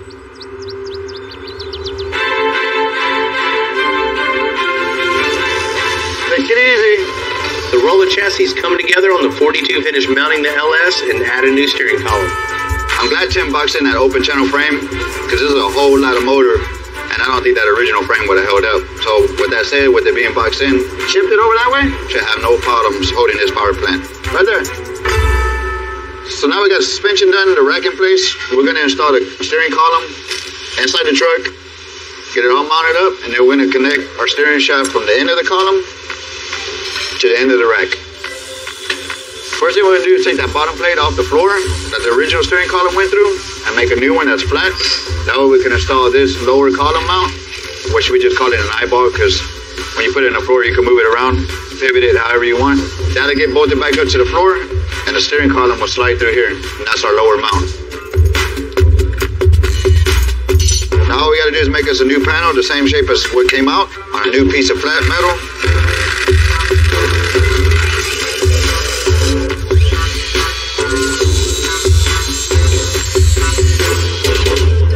What I'm doing now is just figuring out the center of my lower mount. We need to cut out a hole about a good 3 inches.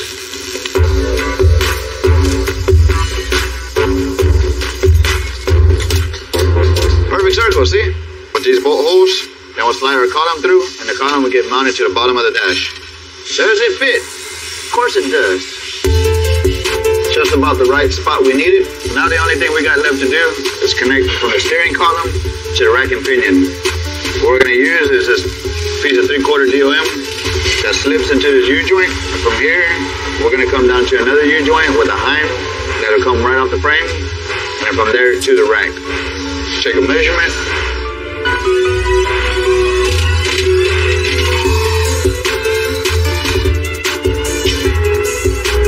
Now tack it in place and test it out. Alright, this is the moment of truth. We got the steering wheel. I'll get this mounted on the column. Give it a few cycles, left to right. See how it feels.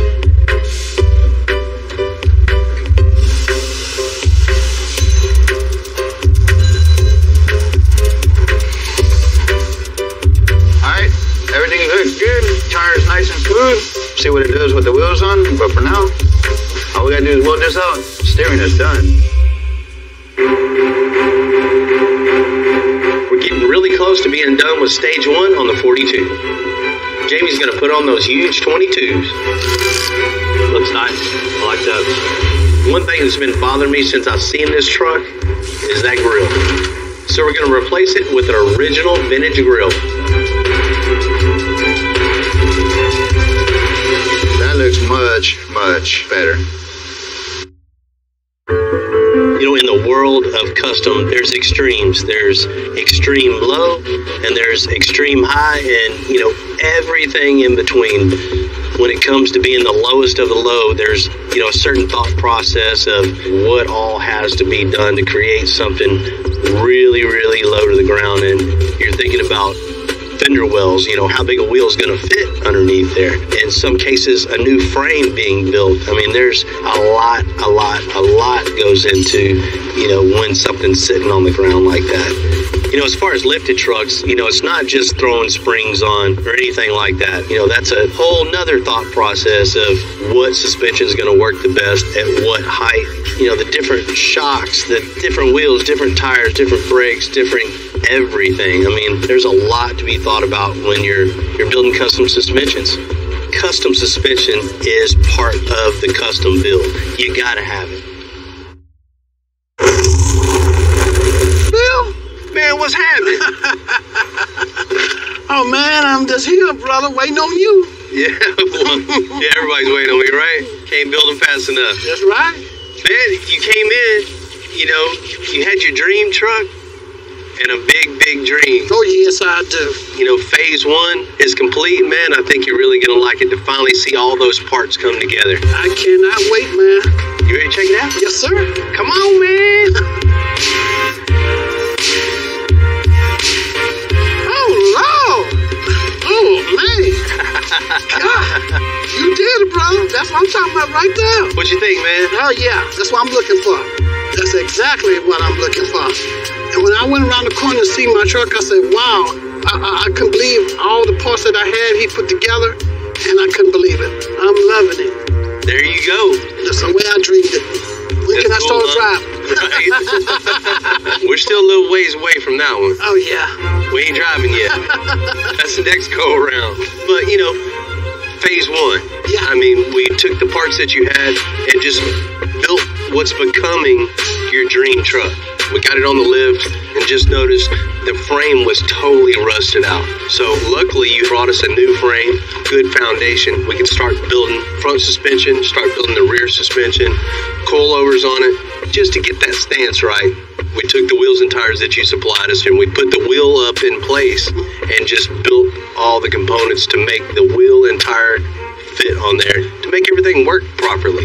And then kind of, give a little throwback look with the original grill and the styling that's there too. I think it just makes the whole project look a little better with, the classic styling still there. And it looks a lot better that way than how I had it before. I'm happy, man. I can't be no happier than what I am right now. Right? Well, let's check out the back.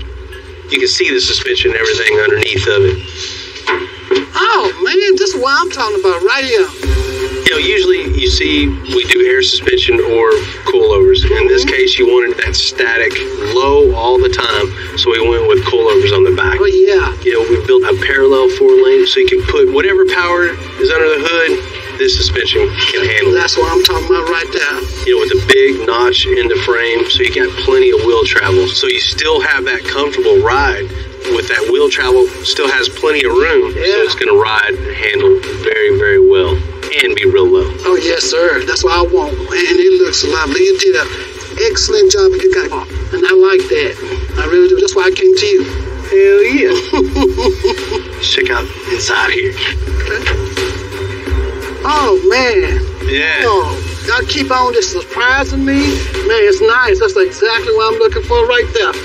When a truck's in a stage like this, one of the most important things, once you get it rolling, you got to be able to steer it. You're going to be working on it yourself and moving it around, so you have to have a column in. Looks good. The column, how he did the work was excellent. I think that was a perfect job. Let's check out under the hood. Okay. We'll just grab it. We'll just set it down right here.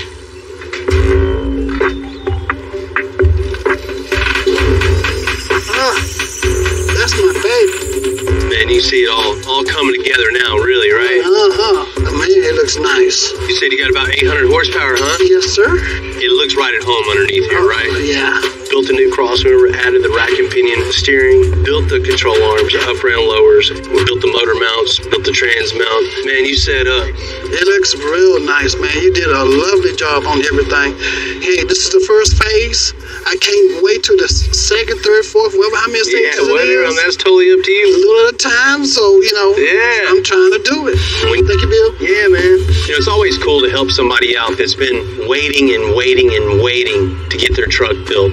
Edwards had this dream for quite some time, and it's cool to help somebody out. Definitely hadn't been good to this one. We're going to pull out the engine, suspension, everything. We might need to make it Cody at 4,500. Man. First thing we got to do, remove all the old suspension. We'll make a 4-link setup for it. Man, I just want to have a good ride, man. Oh my God! Look at this! This is crazy! I'm Bill Carlton. I built my first truck when I was 16. And ever since, me and my guys have been out here creating with our hands. Building the biggest, lowest, baddest custom trucks and cars in the game. People don't come here for what they need. They come here for what they want. This is Texas Metal.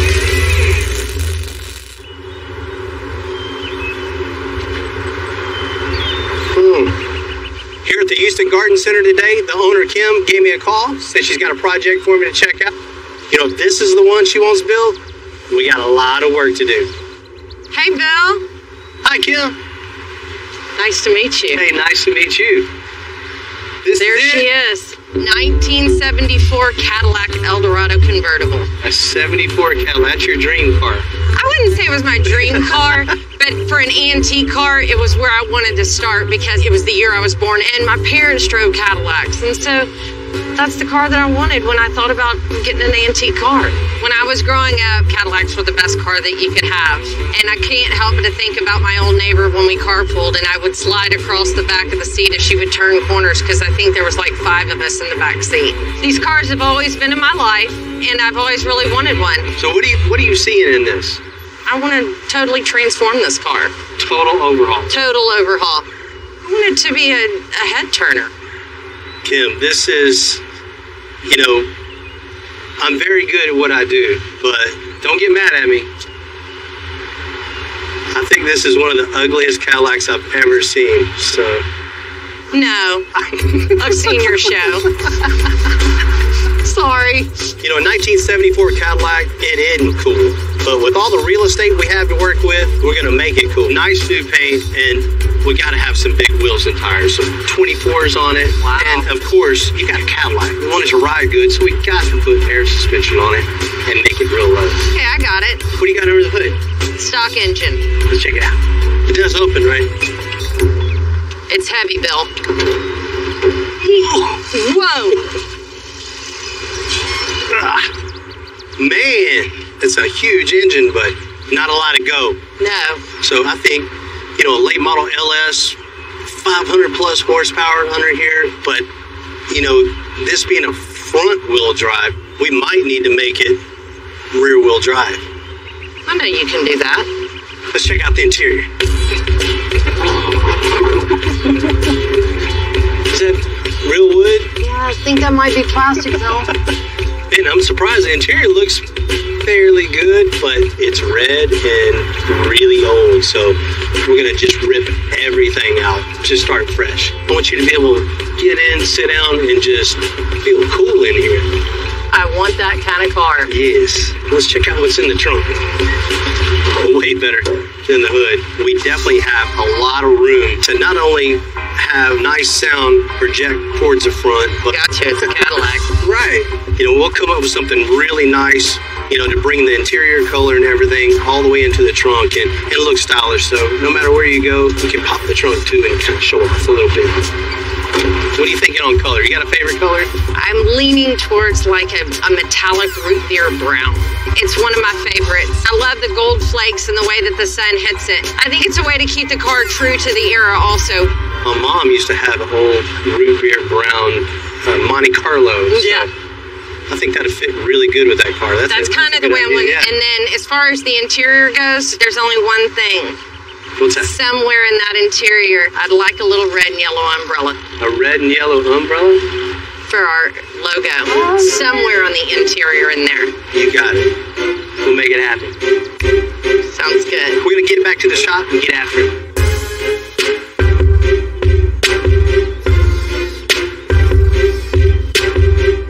You know, walking up to this car, you see the rust. And a lot of people are deceived when they see, you know, a little rust on the hood, a little rust here, think that's it. But looks are definitely deceiving on a project like this. Oh, Mother Nature definitely hadn't been good to this one. Lure shut good. The glass is perfect. The rubber's all new. You get a project in like this, you're starting from the very, very bottom. You have to repair every bit of that before you even get started customizing.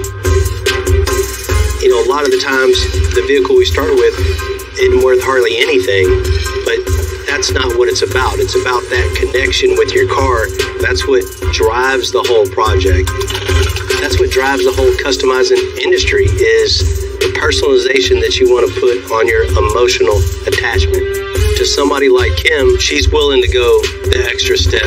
Not only bring it back to life, to make it extra cool. A lot of work, but we're definitely up for it. We're going to build Kim a really, really, really cool 1974 Cadillac.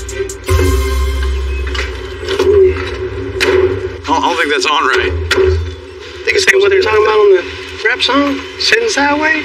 I'm thinking it's probably the whole car. It's supposed to be sideways. Not just the hood? Not just the hood. Alright, well, little backstory on this. This is Kim Hooper. She owns a Houston Garden Center here in town. This is a 1974 Cadillac. She says she's born 1974, so she wanted something, you know, what she picked. Why Eldorado, though? Right? I could probably think of a couple of cooler Cadillacs to pick, but this is what we got to work with. This is the one she picked. There is quite a few drawbacks to this car. It's not the most stylish of all the Cadillacs for sure. Another drawback, of course, is all the rust. Oh, the body shop's gonna love you for this one. Oh, yeah. Hey, it's job security for them for sure, right? Well, let's check out underneath the hood. I'll show you what we're working with. Oh, man. This front-wheel drive configuration, gotta go. Gotta go. Ain't cool. Gotta go. Rip everything out, and we'll convert it to rear-wheel drive. New LS. That way she can push the gas pedal. Do some big old gnarly burnouts from the back. Yes. Man, I really like this idea. This is gonna be cool. It'll be like one of the only ones that'll be converted to rear-wheel drive. Yeah, with our framework, our control arms, big brakes, and a nice looking wheel and tire. You know, we're gonna put some 24s on it. Yeah. As far as interior, oh, that's not too horrible, but can't have that. No. Rip out the seats, carpet, put a new roof on it, new dash. Only thing she asks, she wants to incorporate her company logo in it somewhere. Check the trunk out. You already know what's in here, don't you? Nobody's kind of nervous about what's in the. Oh, it ain't too bad. The lot color, the style, and everything way back into the trunk. To, you know, just finish everything off. We don't want to leave it looking like this back here. No. You know, of course, to make a cool car like this, we can't just paint it and put interior in it. That's a restoration. Right. We don't do restorations. No.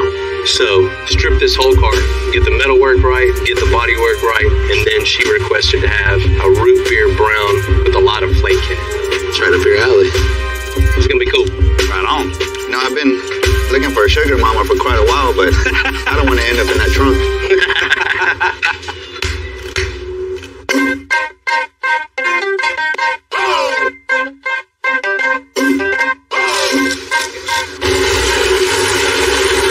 When I hit the back quarters on this car, rust falls everywhere, and that's definitely not a good thing. First things first, we're going to pull out the engine, suspension, interior, let's just say everything.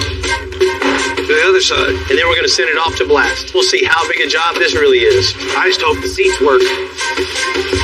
This car has power seats, and in order to get them out, we have to be able to move it back and forth to get to all the bolts, so I'm going to power this up, and hopefully we don't catch a car on fire. These seats being powered, right now they're all the way back and down against the floor, so I can't get to the suck. Basically, we just took a 5-minute job and turned it into a 4-hour job. Ouch! Get apart! Get out of there. The other side was not this hard. Bless it. Come on, you can come apart. I hate you. Get out of there. That was the electric motor. Now, all I got to do is take a screwdriver and manually turn the gears, roll this thing forward, and we'll be able to get to the bolts. The front seats are out, so next we get the rear seat out, rear quarter panels out. We'll let them finish getting the car taken apart, and we'll get the roof off of it. All right, you got it? Come on. So now that John got rid of the whole interior, we got rid of the exterior, now it's time to separate the body from the frame. What we're doing now is gonna send it to sandblast. Hopefully it comes in good condition.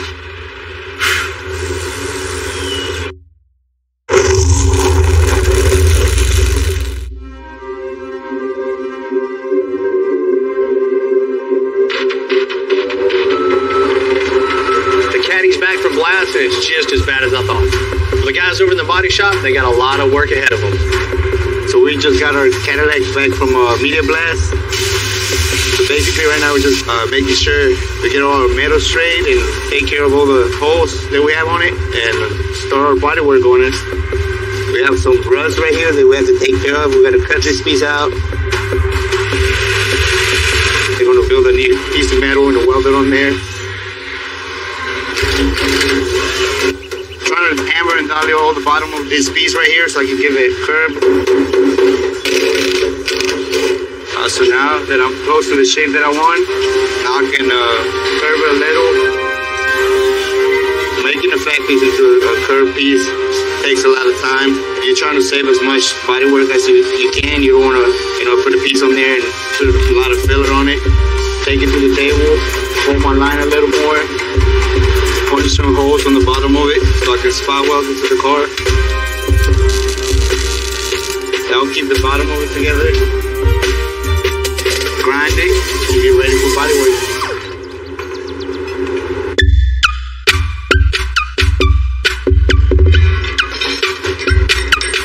Got a 74 Cadillac, which is front wheel drive, which is totally not what we want in this situation. We're gonna add a lot of power, make it really low, and put some cool wheels on it. You can't do any of those with this front wheel drive configuration. We're gonna reconfigure everything, make it a rear wheel drive, so it's gonna hold a nice new LT engine, transmission, drive shaft, rear end. Everything is gonna go through the car now. In order to do all that, we're gonna make a brand new subframe. Anytime you're building something literally in the air, every little measurement is so critical just to make sure everything's 100% true and straight and level. Once you establish all that, you can start going. You can start building, start creating. So that's the point we're at now. Everything's a level, everything's true. Now we're going to start building. All right, so cross member basically is going to tie in our frame to our core support, and also it's going to hold up our suspension. Basically, I need to take this 2x5 and tie it into this 2x3.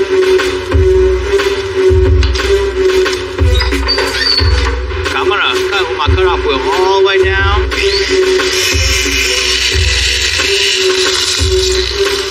So you can see when I cut these, I kind of got this arch to them. Just using this clamp right now to make sure they're perfectly even. The closer I get to the end, it's going to be really hard to push down. Go ahead and start welding them out now. Then we put them on the Cadillac. So we're in a really good spot right now. We got our cross member all set in place and connected to the main frame rails. Only thing left is connecting front of the cross member to the core support. It's pretty nice. You can see I took the 5-inch and tapered it down to 3.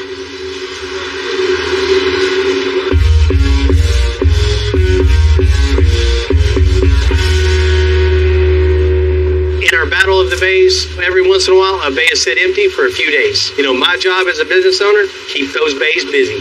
Even if that means putting in a quicker build with an urgent need, like this 2020 Kodiak that an old friend of mine just dropped off at the shop. What's happening, man? What's up, Bill? What's going on, man? Y'all busy or what? Where you been, man? I ain't seen you at the shows lately.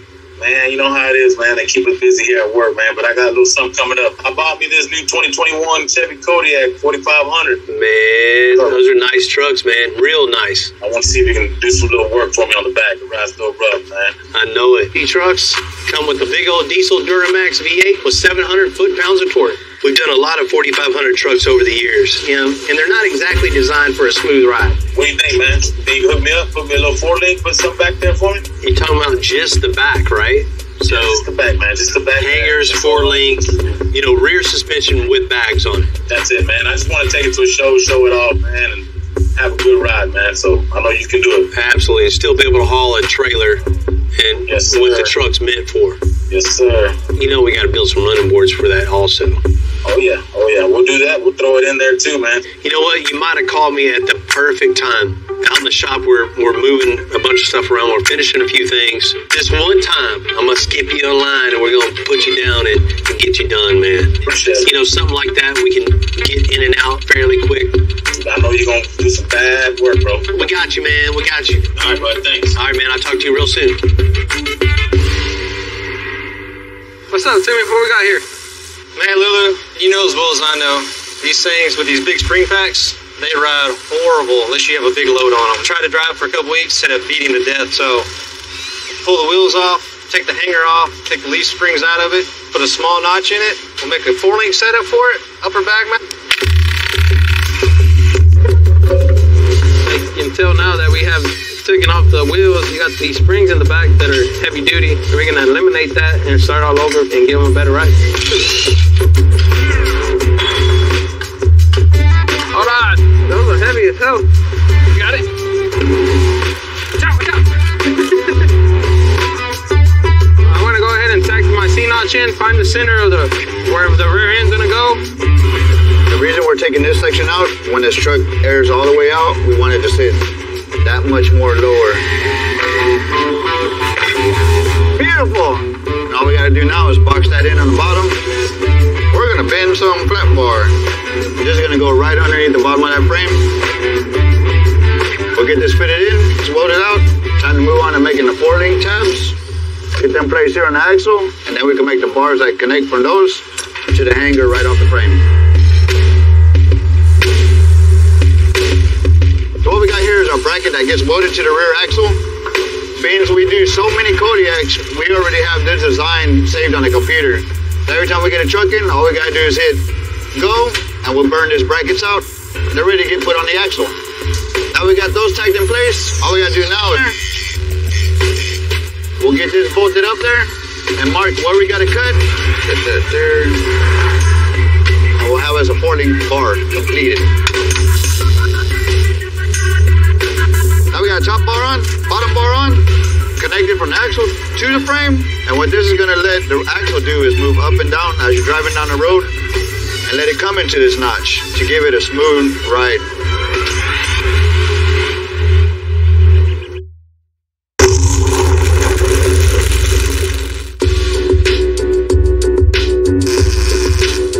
We finished the 4-link, added a Panhard bar to the 2021 4500. Because this truck's a lot lower with the notch in the frame, the axle is going to travel a lot higher.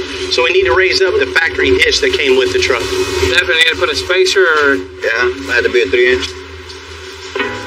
Since we C-notched the truck so it could sit lower, we had to raise the gooseneck hitch up to give us clearance between the differential and the bottom of the ball. So all we did was make a little spacer to raise it up evenly on both sides, and we'll be able to weld this out on the sides, make it nice and strong. John told me to make a template to cover up this and make it look a lot nicer here. So now I gotta go trace it on some metal, get it cut out. And bring it back over for John to fully weld it. There you go, buddy. Chop, chop.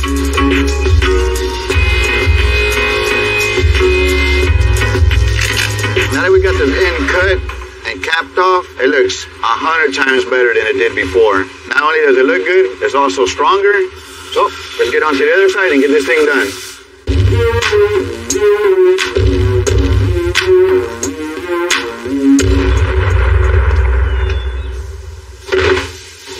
All right, so we got the door panels for the 74 Caddy. Pretty much just rotted, terrible. Besides that, doesn't have our flare. While we're turning the 74 Cadillac to a rear-wheel drive on one side of the shop, over in the interior, John's shaping fiberglass inserts for what will be custom door panels. So close. My plan, we're gonna make a fiberglass mold of the insert that goes on the door.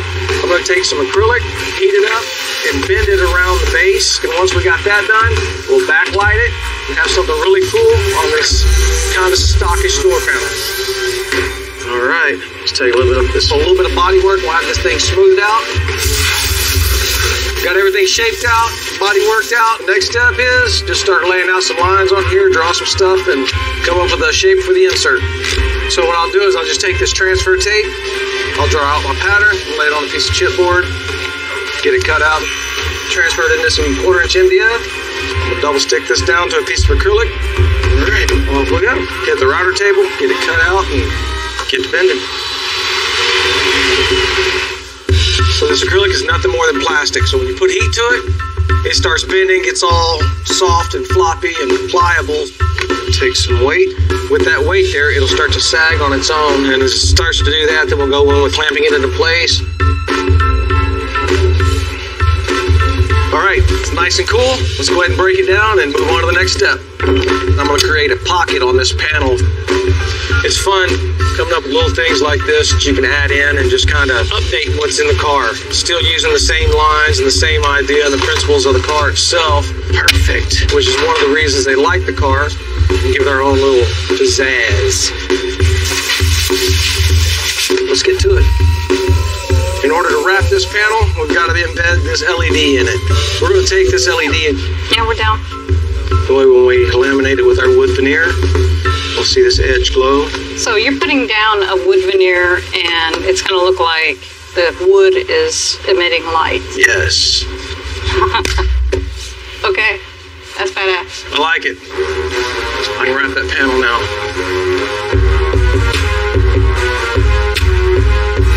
Alrighty. We got the front half of the frame done on the 74 Eldorado. Now it's time for the back half of the frame. If we're going to make it rear-wheel drive, we might as well make it rear-wheel drive. So we're going to use a 20 by 12. When this thing's going down the road, it's just going to look like it's got some big old meats up underneath of it. In order to do that, we're going to cut out the back half of the frame and build a subframe that's a little narrower. That's going to give us room for those big, wide 12-inch wheels. All right, I'm going to go transfer this to the table. And we'll start making a frame. Next thing is cutting some metal, actually placing it on the table, getting it tacked together. Man, you done half the work for me already. Yeah, made it easy for you. Appreciate that. Alright, so I got my 2x3 3/16 loaded up on the saw for the angles. So if I just go from 1 to 2 to 3, all these angles are going to match up perfectly. This was my last cut. This is going to be the end of my frame. Next thing is go ahead and lay it on the table. Let's go ahead and start welding everything out.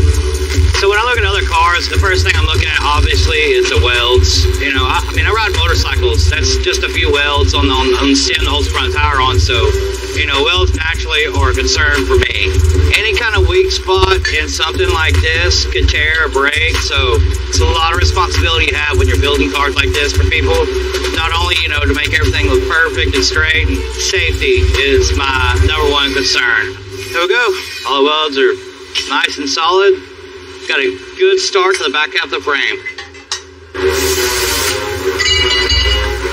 So putting the new frame in, we're going to go ahead and cut the existing rest of the original frame off the back half.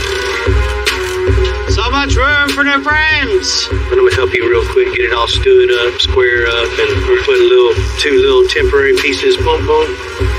2x3 back here on the back cap.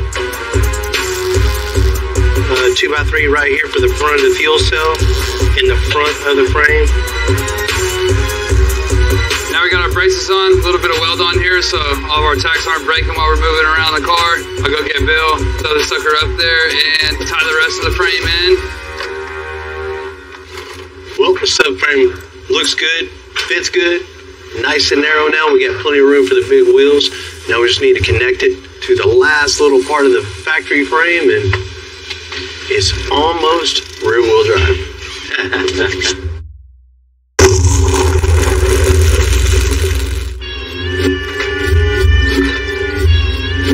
The chassis on the 74 Eldorado is done. It's time to make this rear-wheel drive. You know, this car was originally front-wheel drive, so there's no room for a transmission or drive shaft tunnel or anything connecting the front drivetrain to the back. So what we have to do is build a transmission tunnel.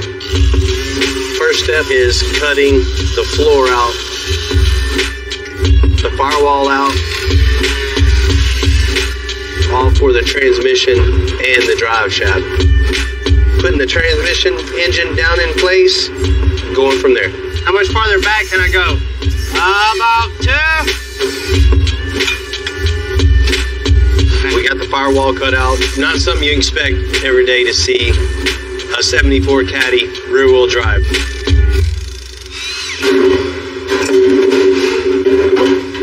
Now we got a bigger transmission in here. Had to make a bigger trans tunnel. The trick to this now is, you see all my negative spaces, I'm gonna have to add metal there, tied into the tunnel to anchor it down.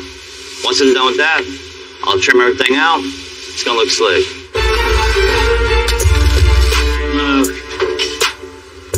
Okay, so I'm utilizing the metal I had in here before. There's nothing wrong with it, it's good. It's not like this rotten stuff.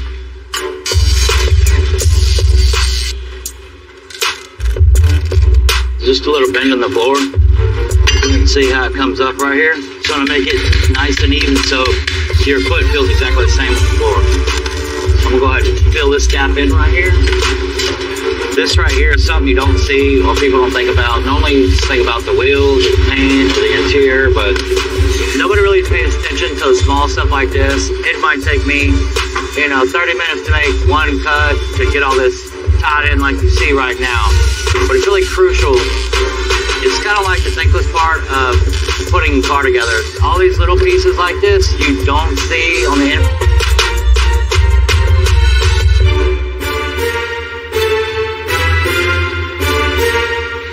It only took us a few days to knock out the air suspension on the 2021 4500, but it'll be a night and day difference. When Sammy's out driving, the ride's gonna be way more comfortable than stock. Not to mention the stance is gonna be that much better as well. Now we got all the suspension busted all apart. We get it painted. We can get this thing put back together. Take it for a ride down the road.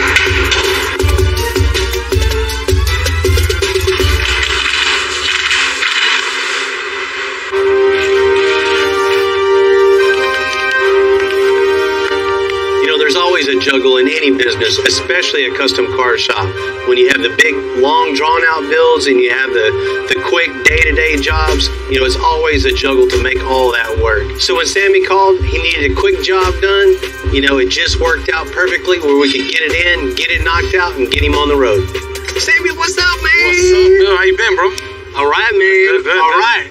I know you're waiting on your truck to get out of town, right? Yes, sir. Man, you've been a friend of mine for a while, and we had to get you hooked up, man. Appreciate it, man. I know it's a last-minute thing. Yep. But we got a show, and I know you're the right guy for it. I've been knowing Bill for at least over 10 years now. We've been in the same trucks he built and his guys.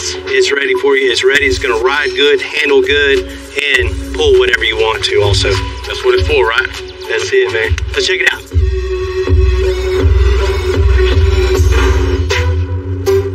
Oh, man. That's killer right there, man. I like that. Oh, yeah. Oh, yeah. Ooh, yeah, I like that. Gets down, too. That's it right there. That did it. Yeah. That did it. What's up, Sammy? What's up, Tim? How you doing? All right. Sammy. What you think, Sammy? Oh, man, I love it, man. The first thing we had to do, get it in, remove all the old suspension. Okay. Those big, heavy springs that were in it. We had to notch the frame. Okay. Just to get it down a little lower. We built big hangers in the front and a huge heavy-duty four-link with some big bags on it, too. I like that. Whatever you want to put on this truck, those big bags will handle it for sure. Whatever, whenever, huh? That's it, man. The gooseneck hitch that you already had, we just relocated it a little higher so the truck could go down a little lower. We mounted the valves up underneath the cab, mounted 2 compressors, tank, and everything is accessible for you later if you ever need to work on it for sure. Good deal, man. Of course, running boards. I know eventually you're gonna, finish it off yourself with the bed, and so we went ahead and built the running boards for you. So it's really gonna help you out a lot, man, to be able to raise and lower when you're hooking up to your trailer and to have a nice, smooth ride. So we do what we gotta do. Man, you ready to roll? I'm ready. Hey, big thank you for the guys here at Extensive. I know it was a last-minute thing, but I'm glad that they pulled it off. They did a great job, and I'm ready to go show it at the shows. Hey, one more thing. What you got? Got to put that sticker on the back now. Yeah. Then you're ready to roll to the show.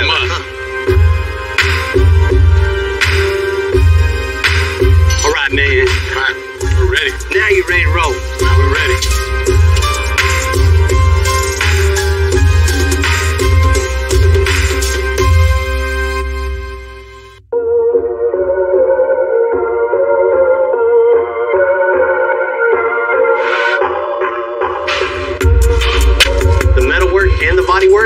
done on the 74 Eldorado. So we're going to send the frame to powder coat. And now I can pick the paint color. So I just got a sample piece from the powder coater for a 74 Cadillac. So it's got some texture in it. A brown color and black all mixed together. You know, it hides a lot of imperfections that are in the factory frame, and it just ties everything together. So I have a sample of the powder, and then I'm gonna pick a color that matches the powder coat. A root beer brown with a heavy flake. So kind of just going through the browns that we have. And I think on this, it's an easy choice. With this brown has not only heavy flake, but a pearl also. I think that's color, man. Sunset bronze metallic. Man, when the sun hit it, it's gonna go crazy. So it's definitely gonna be the shine she's looking for.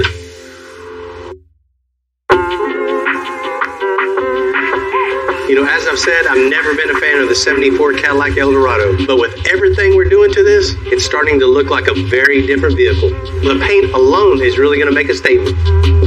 So this paint is pretty expensive because all the pearl and crystals it has in it. This gallon, just the base, is going to be about close to $2,000. So we don't want to mess this up because it ain't going to be cheap. I think just this bottle right here is about like $200. So gold pearl we gotta put on there. So this is a flattening engine.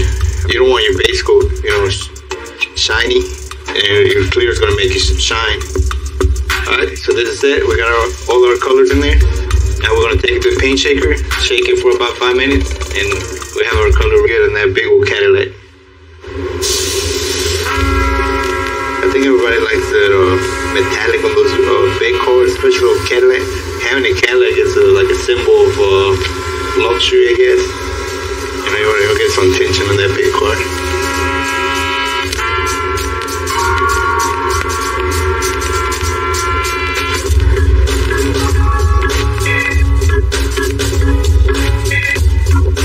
The owner, Kim, wants to incorporate her company logos into the interior, but she left it to us to figure out how and where to put it. In order to take their company logo that's just 2D flat artwork and make it into something that's 3D, we have to start laying out some lines that make a grid pattern. And we'll do this over and over until we have something that looks like we want. We're just kind of blocking it in right now to build it in 3D. It'll look really cool when it's done. Hey, sister. Hey, what's up? Stumbled across these delightful, wonderful pieces of 1974 modern art. I saw these on the doors. Yes. I want to unsee them on the doors. This was a factory piece? Yes. All right, I'll draw something up though. I was looking at their logo on the internet and I was seeing this house over the umbrella, and then they have the red and yellow canopy that's very distinct. So we can take some of these other features and add them to the umbrella so that we can kind of fill up the square space. I'm all set. I got the job right here. I'm gonna walk this over to our 3D printer. The machine's gonna come up to temperature and do its little ones and zeros. Then each of those layers are gonna be drawn here and go up and drawn more and up and drawn more until the design is done. All right, it looks like our 3D printing is done. These are our door medallions. I like that a lot. Our spiffy new squares. I think this is gonna look really cool. While John and Jen are cranking on the interior, the frame is back from powder. Now we can get to building that rolling chassis.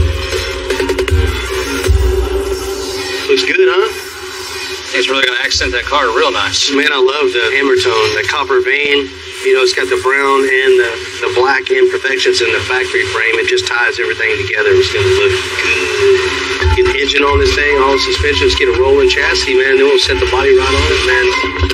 That's good.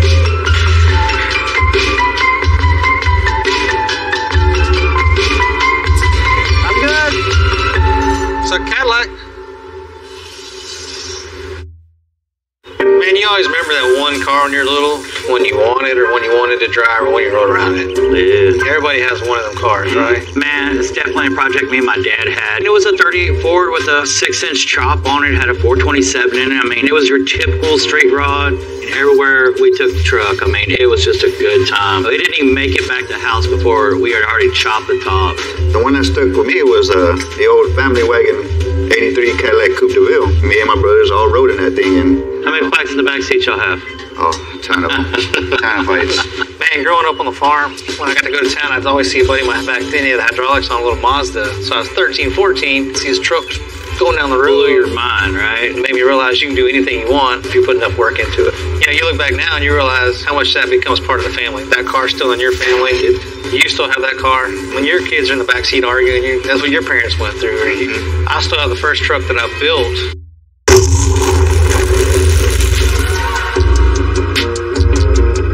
You know, since it got here, it's hard to think of a spot that we haven't touched on the 74 Eldorado.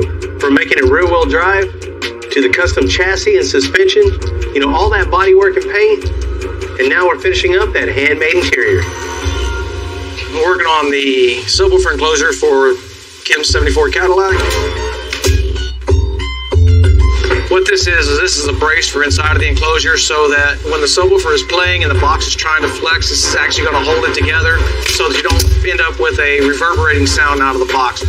Since you'll be able to see it through the window, I'm dressed up a little bit. We'll just put a chamfer on it, give it a little bevel, straighten it up.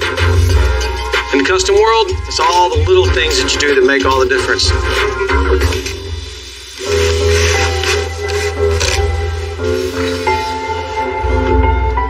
Coming together perfect. So, Jen's working on some side panels. I'm gonna start working out the front panels, get all this tied together, work our way around, we'll get this trunk wrapped out. You know, all in all, I wasn't a fan of the 74 Caddy, but, you know, a good team comes together and makes cool stuff. A whole car that you would just walk right past and not ever care in the world about to what it is. Man, you're talking about a transformation, and that is most definitely the definition of custom. It's been a long journey for the 74 Caddy. Now it's time to give it back to Kim. Hey, Bill, how are you? Hey, good.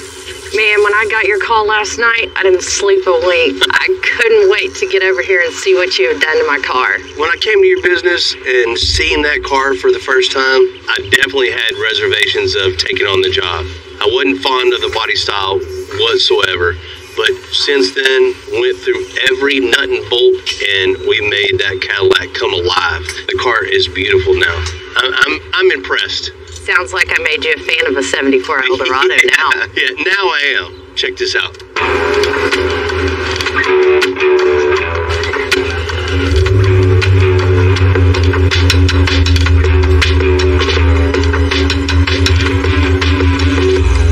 Yes!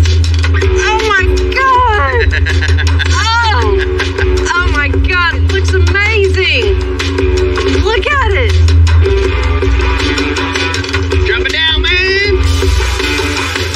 Oh my God, look at this! This is crazy! I'm gonna have to do this all the time when I pull up somewhere a long time. I'm just speechless. I'm so excited to finally have it finished. It's beautiful, Bill.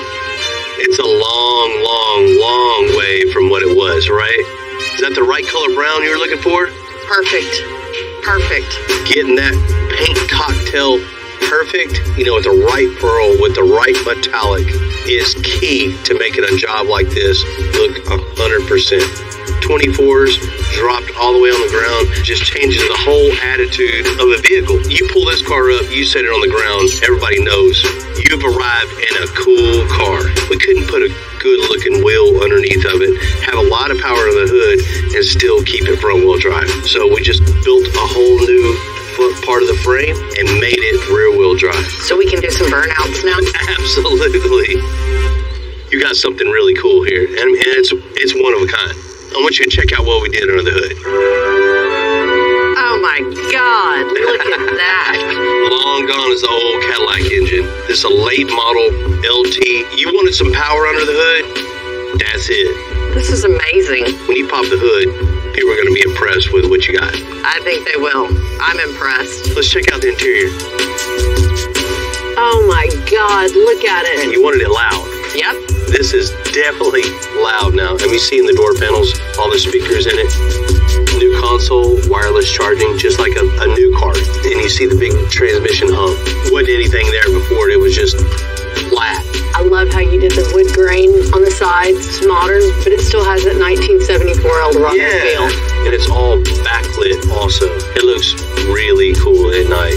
You wanted your company logo built in here somewhere, and we have it in the door panels itself. Never would have thought you would have incorporated it there, but I'm very pleased. It looks amazing. I don't think you missed one detail, Bill. Well, you want to check the trunk out? Let's go check it out. Pop it up, man. Oh my God. This is as cool as the rest of it. Right. She had to have room for the bodies in the back, so we left you a lot of room back here. And it also has storage underneath here also, so you can still haul stuff and not have to worry about it sliding around. You had to have it loud, so we've got you a 12-inch sub in here also, so you not only hear it, you feel it. Absolutely beautiful. Bill and his guys definitely knocked it out of the ballpark on this one. I can't thank you enough for everything you've done. I love this car. So we did good. You did great is what you did. I love hearing that. You made me a fan of the 74. I'm glad I could bring you around. Thank you.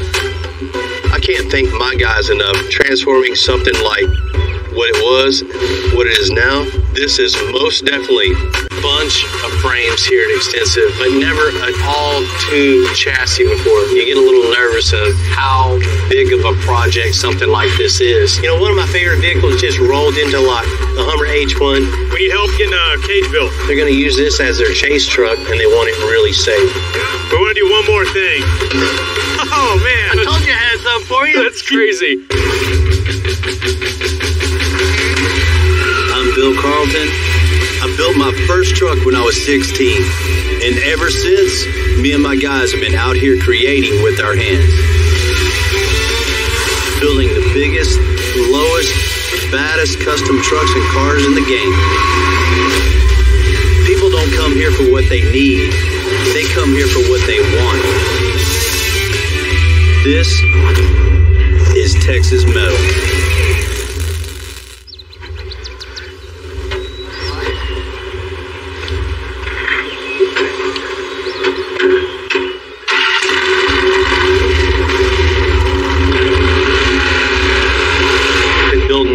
Off-road buggy.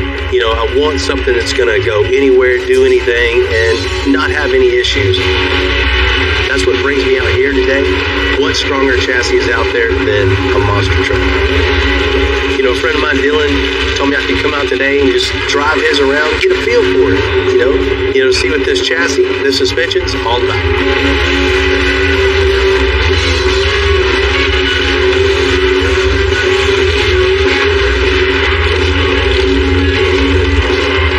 Trucks, what can I say? There's not a better truck on the planet.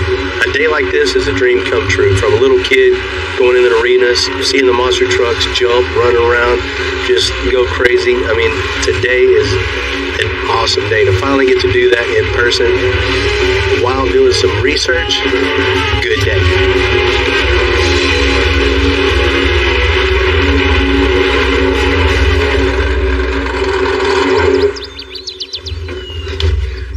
Well, man, what do you think? Man, I appreciate that, man. That's every guy's dream to get to do that. No problem. It's a big tumble buggy, really, you know. The one thing I'm really interested in is the chassis design itself. I've had a bunch of toys over the years, and, you know, side-by-sides, and right out the box, you take them out, and they fail 50% of the time. Yeah. You know, I want to build a tube chassis buggy with a lot of horsepower, big wheels and tires, and I want to be able to take it wherever I want to take it and not have issues. So I was thinking, what is the strongest chassis around that's been, you know, tried and true? And you got it right. Yeah. Obviously, there's not any. Yeah, we put them through its paces, you know, like we jump 20, 30 feet every weekend, you know. There's really no weak point on the chassis. Right. I know you guys designed this on a computer. You know, this one was designed in a program called SolidWorks. You can literally build the chassis, manipulate it, and not only that, you can strength test it and everything like that. So that's really the cool part, is you can test like the weaknesses, and, you know, if you got to add a bar or something like that, you can literally take that and then extract the files. And then if you want to send it to a guy that cuts it, you know, they can perfectly tube notch every tubing. So it'd be like a big puzzle piece, you know. You just put it together. I can definitely do that. I feel like that's what you need.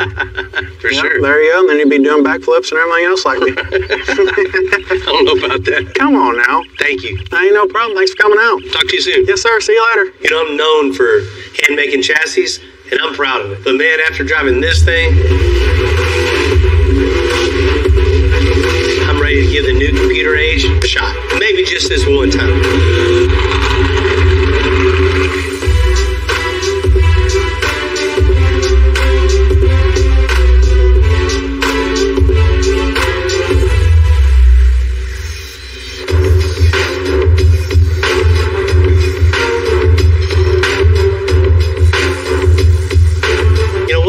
Vehicles just rolled into lot. The Hummer H1, iconic, just military, tough truck. I'm gonna go outside and see what's going on with it. What's up, fellas? Hey, Bill, how's it going? What's happening, man? Good. Come on, Mafia guys, huh? Yeah, you got the it. Hummer guys? Absolutely, That's we what are we the do. Hummer guys. Man, I love these H1s, man. Every American needs one of these, right? Yeah. Absolutely. They're like nothing else.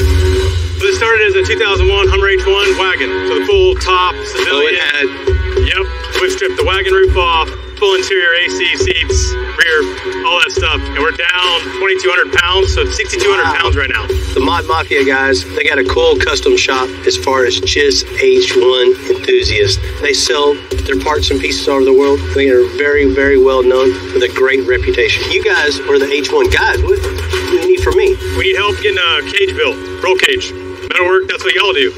We're going to be using this as a trail truck our time back too. We want to make it rad, make it safe, and safety and roll cages is not quite in our wheelhouse. We need your help to do that. Yeah, you're not taking this on some crazy trails. You flip this sucker over, you're going to die, right? Yeah, it'd be real bad with what it's got sitting there right now. Definitely. So, trail truck, you're not going to make it pretty shiny. No, we got other trucks for that. This one is meant to go see some pain. It's meant to be beat up and scratched. So it's meant to be like this, but we're wanting you to put some design in it and kind of zazz it up because that's what's going to be the showcase of this truck. Absolutely. It's not going to be the restoration of it. And just a cage for the front or all the way back to the back? The front. I think it's important just to kind of put some of the cage where it's protecting the body so we don't just absolutely crush it in. Something out here in case you do rub against a tree or... This is aluminum. Yeah. It's very malleable. It's going to crush. Right. So coming around, coming down, tying into here, bolt to the body, tying into the frame, but you also want it to protect the side as well. The rear fender. Yep. This is going to be real cool. We want to do one more thing. What's that? We want to have a mount on the top for a machine gun. Oh, most definitely. Not as this only going to be a trail truck, we're going to have some fun in it too. Man, that makes my day. What's going to be cooler than an extensive roll cage, a trail truck, mount on top? I can't think of anything. So, you're wanting the cage to protect the two drivers, come all the way back to the back, protect the out part of the body, and to be able to shoot from the top also. Oh, yeah. And I get to shoot it, right? Oh, yeah. You're going to get to see. Yeah, of course. Well, man, let's go make it official. Cool. All right. Yeah, let's do it.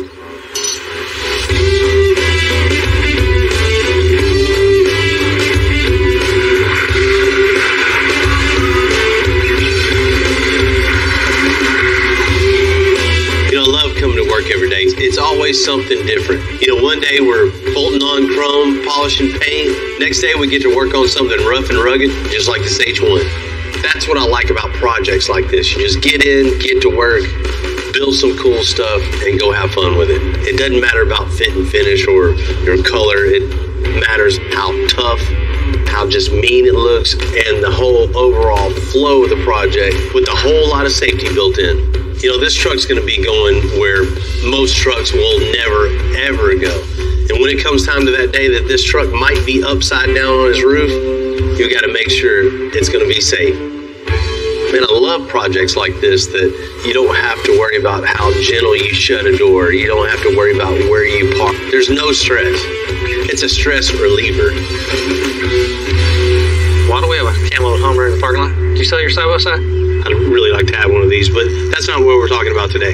But you know, the Mod Mafia guys, this is theirs. You know, they go to competitions all over the country, you know, going through ravines, trails, whatever it is. They're going to use this as their chase truck, and they want it really safe. So there's not going to be a roof or anything on it. So we're going to build a custom cage to cover all this. I understand why they want a little bit of safety, man. Them guys go through some crazy stuff. They do some big terrains. They really push them Hummers. So you're building just another cage from here to here, just going all the way. You know, we don't want it to go all the way back and down. He wants it more of a two-seater style cage, and then come down and, you know, something that's going to protect the sides. The thing we got to really get creative with is attaching it to the frame itself.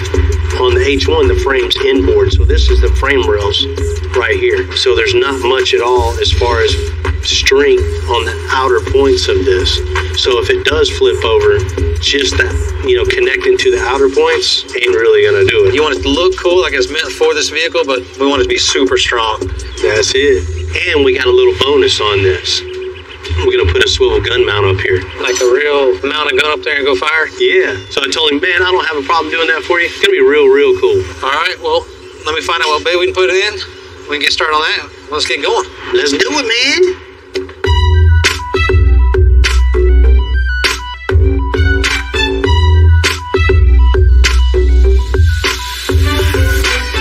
Before we can design the roll cage, we need a much stronger foundation to build upon. So I'm having Tim bend some new pans to cover the body of the top of the truck. Right now, this is just aluminum. There's really no strength. This whole thing just moves. So we're making a whole cover for this. I will make a template out of this chipboard that's going to cover all this. We're basically going to make a plate break down the sides and also come and break this way and in the front. So next we're going to bend this chipboard on the brake. I know it looks a little crazy, but what it's going to do, it's going to put me a crease all the way down it that I know where this needs to bend, where the ends need to bend. I can place it over the top of the truck. When this fits perfect, I'll give it to Jesse and he can burn me two of them out. You know, this is one of the reasons that I like doing the template first is I can come in and make some little adjustments here, like on this corner, how the tailgate indents in right here. I know I need to cut this out, but it's easier to do it on this template, and then when he burns it out over there, I can put everything up here. It's 100%.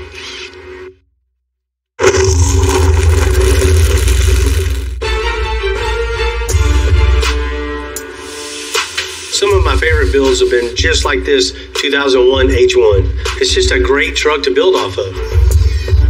Once Timmy finishes reinforcing the back end, we're going to make a roll cage that fits this thing perfectly. We can line up our mark here and here. We'll put this in the brake. We'll put it on 90 degrees. Bend that corner, we'll flip it. Do this corner, we'll take it to the truck. We got rid of all the holes, the indentions, the lines, the rivets, everything, and it just cosmetically looks better. But it's going to make the whole truck come together as one piece. How's it look down there, Jamie? Man, it's perfect. You did a good job. I mean, bends on point.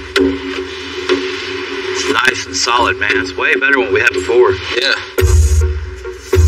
Okay, so now we know everything fits. Go ahead and start welding the corners together. First time I ever seen a Hummer was actually on a train car. I mean, you know, just driving on the highway, we're taking a family vacation, and, you know, all of a sudden I see all these Humvees on his train car. Like, wow, man, those things are crazy. So getting to work on one, you know, and make it better, I mean, it just doesn't get no better than these things. These things are bulletproof. I mean, mud, you can climb a tree with one of these things. The body of this thing's aluminum. So we're using a steel, so you can't weld the two together. So what we have to do now, drill the bolt holes in it. They'll be bolted from the back, from the front, from the outside, and the inside. So it'll be 100% stronger, and then we're ready for the cage. And if anything ever did happen, they need to access something, they can unbolt this and see what's going on. All right, now we got that where we want it. I'm gonna go ahead and lay out the inside. I'll go ahead and drill those, bolt those, and we'll continue the process for the outside and the front.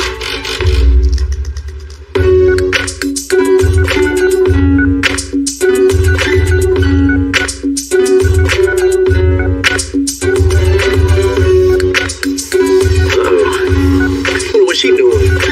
Come see old dad. Yeah. Go see. It's probably gonna cost me money. Guarantee it. What you doing, girl? I just want to come down. Hi. Hi. You just want to come see me today? Yeah. I mean, I was. Come on down. No. What'd you do to your car? Nothing. I haven't done anything to it. It's always good when your kids show up to work, but, you know, when it's a surprise, you got that little apprehension of what are they here for? What do they want? How much is this going to cost me? I mean, I love this car, and it rides so high, you know, like I've gotten made fun of for that. And the wheels. I mean, just the wheels, like, there's not anything special about them. Oh, poor little 17-year-old got a brand new car. I know, it's just, I don't know. You see, like, my mom's car, you know, like, you know, hers is cool, and, like, you always say, like, you know, you can't have her riding around with, like, you know, a really stock car. I don't know. I want to have a cool car, too, just like everyone else. I can definitely understand the age she is. You know, 17 years old, your personality is wanting to come out. And that's just one more form of your personality come out is customizing your car.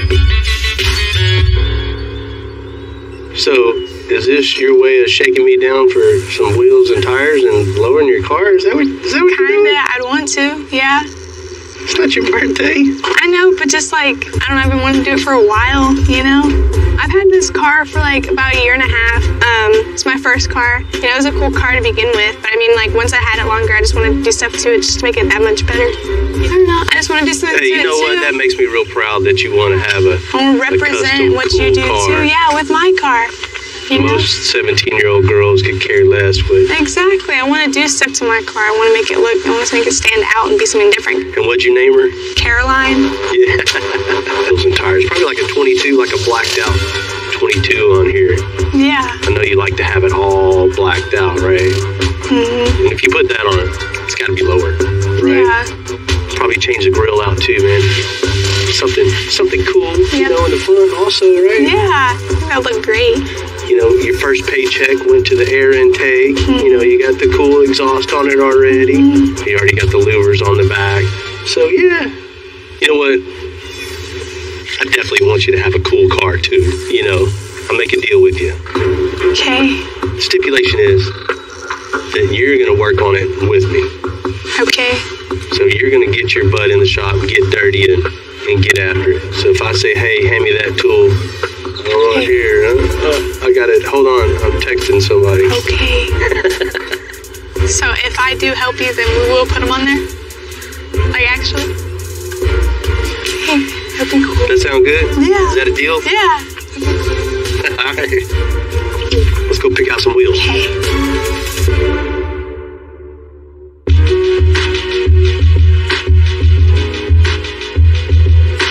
Tell you what, you talk about a proud dad, that's this guy right here. You know, my kids having especially my daughter, that makes me very, very proud, and it's like the coolest thing ever. She got her first job working at a restaurant. She got her first paycheck, and she came up to the shop and ordered an air intake. So the enthusiasm is there. She wants to fix it up. She wants to look cool when she's riding down the road, and we're going to get her hooked up. You know, it's pretty cool to say she's a chip off the old block, you know. She wants to roll up, and people know she's there. And it's really cool when you do roll up, somebody says, hey, where'd you get that done? She gets to say, you know, I did it. You know, to be able to bond with my daughter, teach her some stuff, let her get dirty, learn some things. It's a win-win for both of us.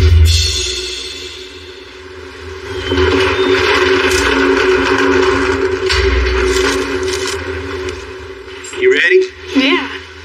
I'm excited too. You've been really taking care of this. You've been doing good in school. I'm proud of you. So, first things first, we'll get it on the lift, get it jacked up. Really, the main important thing is when you're putting the car on the lift, is finding the right points when the whole weight of the vehicle is on it. You just don't want to put it underneath there and pick it up. Yeah. You got to find the proper pickup points on it. If not, you'll crush the floor, crush fuel lines, electrical lines. There's all that stuff hanging underneath the car. So it's important to find that. Good. I really want this car to look good, so I don't really mind, you know, getting my hands dirty and working on it, you know? I'm excited for what it'll look like later. All right, you get that one? Yeah.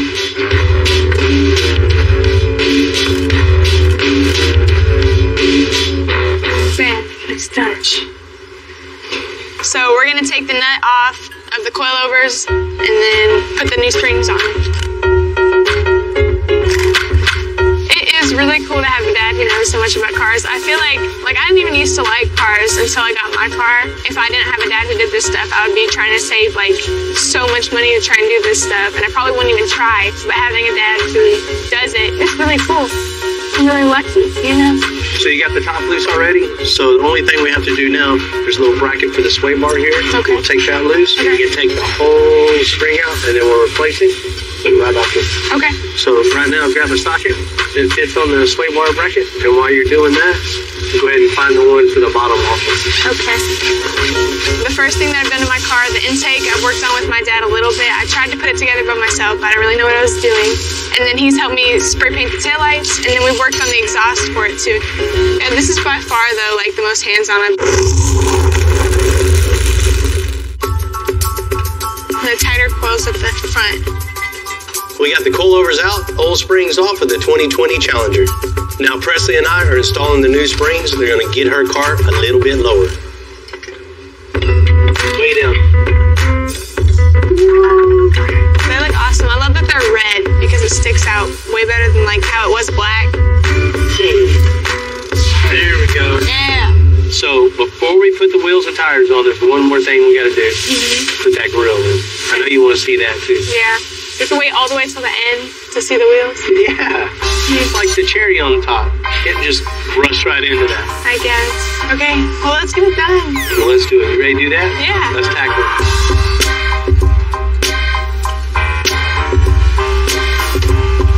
It makes me real proud to have her in the shop working, getting her hands dirty, being appreciative for what we're doing and learning in the process. So, really good day for Dad. Come on with it. Keep going. Tight, tight, bottom. Tight, tight. What you think? It looks amazing. All blacked out. Yeah. It just looks mean coming at you. It looks mean. Oh my gosh, it looks awesome. Wheel surprise for you.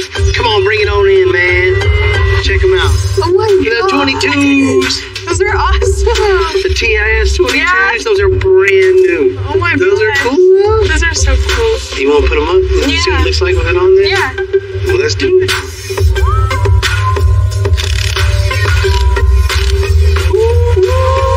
It looks awesome. It looks way better than how I did before. I'm jealous. I'm jealous. I'm jealous too, and it's my car. Thank you for your help. You did a great job today. Yeah.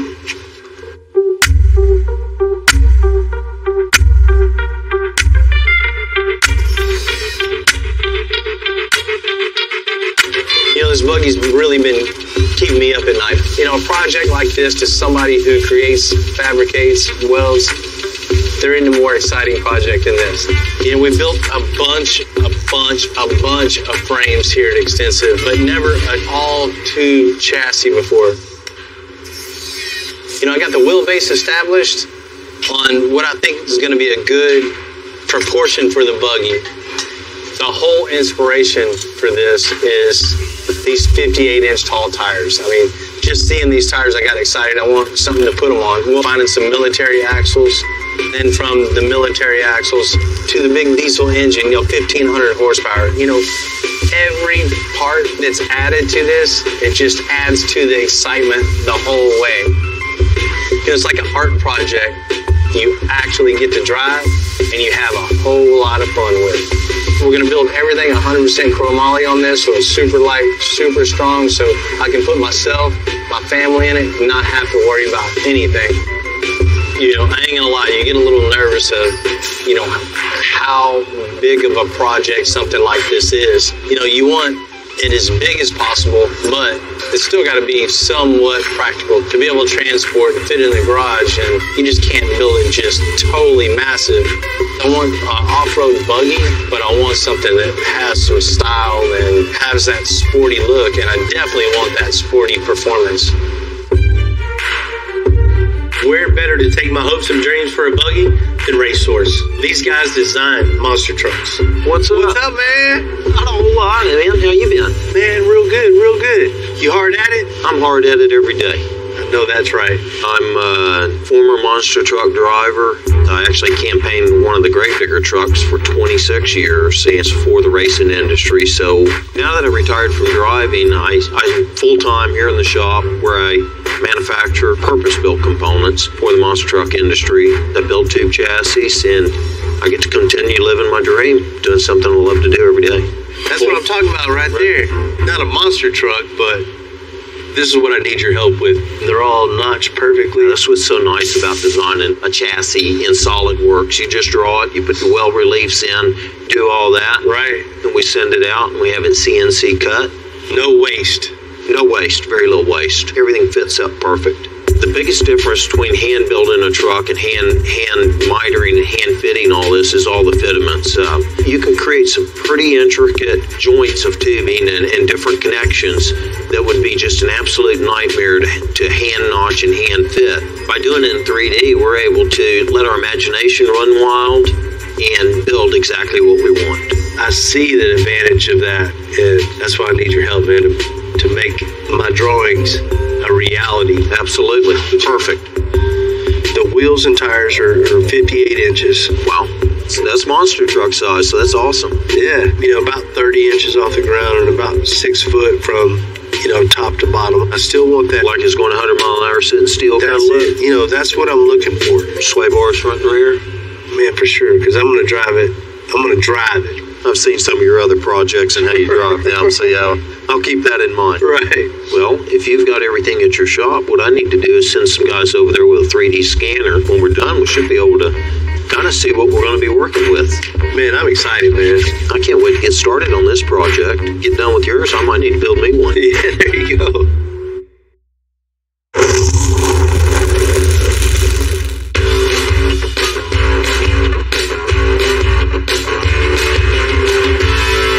So Pablo needs some parts scanned for the buggy. So we got the axles on the horses. We got the transmission bolted up to the engine. It's in place, so it's ready for the scanner. How you doing, sir? Hey, man, Bill. Andrew, nice to meet you. Man, badass. I'm really excited to see how you do this. This is exactly what we need right here. Is the positioning good for you? You're all set with what's here? Everything looks good to me. Cool, man. I'm going to let you get to it, man. Thank you for coming, man. And I'm excited to check it out once you're done. Holler if you need something. Will do.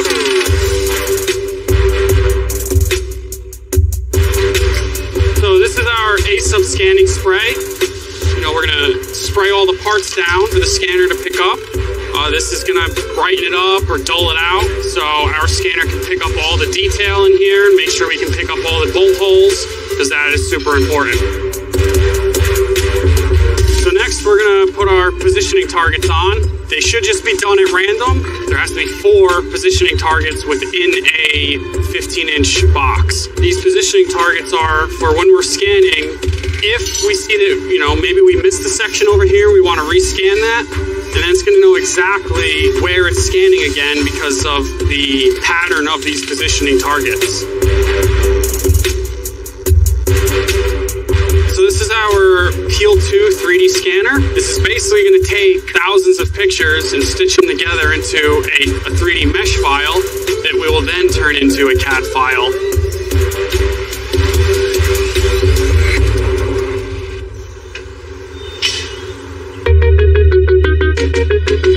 Now that we scan the engine, axles, and wheels, Pablo can get to it, designing that chassis.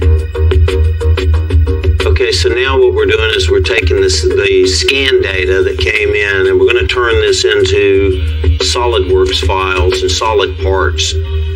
Now that I have my wheelbase, my setback for my engine from the center line of my front axle, we can really start nailing this thing down. So next step on this would be to put seats in it so that we can see where the driver's going to sit. Got to get the family in there. One of the neat things about this tube chassis build is that you don't have to have a lot of mass and a lot of members to get a lot of strength out of it. I'm able to keep it fairly lightweight, yet extremely rigid and very safe, and in the case of a rollover. This thing has got a really aggressive looking stance, man. This thing is going to look awesome coming down the road towards you. Well, I've almost got this full chassis design done. I'm pretty confident. Most all our dimensions are all right. Our clearances are right. So I got a few more little tweaks in here. I'm going to add a couple more bars, but then we'll extract each one of these tubes individually, and we'll put this thing on a pallet and ship it over to Bill and let them guys start putting it together. If you like off-roading like I do, things can get sideways real quick, literally. The roll cage for the 2001 Hummer has to look cool, of course. Just joking. But more than anything, it's got to be bulletproof. You know, this is our long enough to do this here, so I'm checking, double checking, and rechecking to make sure everything's 100% right. There's a windshield wiper motor right in our path for the cage. So center to the outside, we need 6 inches per side. And how far out? 3's tight. They'll give it 4 inches. You know, what we got going on is a little obstacle, a little bump in the road. If we make our cage perfect to this drawing and then go back and bend around that, it's going to shrink our cage in. So we're figuring out how far it's got to bump out. See, we need to go right there. 6.5, 6.5. Yeah. To figure out how much length we need to add in between the 2 outside bends. So when we do bend it, it's going to shrink back down to the perfect width. So we're about to see how good we are. Okay, we know it's 24 inches. We line this up on the edge, on the outer part of our measurements here. So we know 12 inches from there is what we need. 12 from there is where we need to put center of that bend. Yeah, there's a couple of easier options. We could have done this. Could have made it in 2 pieces. Could have made it in 3. I enjoy this kind of stuff because it's more thinking. And me having a construction background, you always had to take blueprints the same way, but the blueprint's all in your head or you're laying it on a table. It's not computer generated. It's something you just lay out with some lines. A little bit back towards you. All right. Yep. You know, there's a lot of companies that have these big scanners and have this, that everything's already pre-manned on the computer. Well, here we got to do it by hand. Not to say it'd be a better product, but it's a lot more self-satisfying to me knowing that we took a straight piece of pipe and bent it all in one piece. Man, that's a real good start. I mean, this is the hard part. All that work just for that one wiper motor. Yeah. We'll get the body trimmed out here so we can get it even closer. And we'll start building all the way back from there. I love it. When stuff starts coming together. Me and Timmy got the flow going. I like how that kind of leans in right there. Looks good. Once it's flowing, all the creative juices start coming together and it starts to become reality, which really gets exciting. You know, now we got the outer part of the structure done. The cage is looking really good. You know, the next step is building all the inner structure where it really makes it strong, rigid, and adds a lot of style to it. You know, it's really starting to take shape. You know, the main structure is all set in place. Really strong is adding all the bracing everywhere, the X bracing, and part that really makes the attitude come alive. You know, it's already safe, but we're going to make it really cool and really aggressive and just look mean.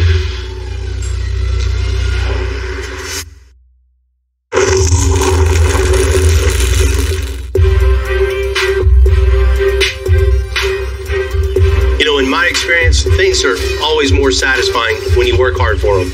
You know, after everything my daughter Presley's done to her 2020 Challenger, today's the day she gets to feel that satisfaction, and better yet, share it with her good friend. Thank you for driving me. Cool, so where's the car?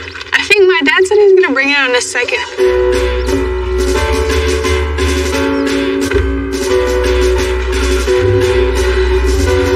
Look at that. That's so awesome. Oh my God. It looks really good. Oh my God. Oh, look at that. That looks so different. So cool. I love it. Oh my God. I love it too. It looks amazing. It's so cool. Y'all did a good job. Even though that I worked on the car and everything like that, like seeing you know, like burn it out and everything and just drive it looks amazing. It's so cool. It's like crazy. Tell you what, I've been working your friends that are all dirty. That are working. Did you have fun doing it? Yeah, of course. Yeah. So, you know, like, I didn't like the little, like, chrome accents in the front, so I think, you know, we had to take those and go get them, like, spray painted, and then we got a new grill. It looks way meaner now. I mean, like, I don't know, it changed like the whole view of the car, you know?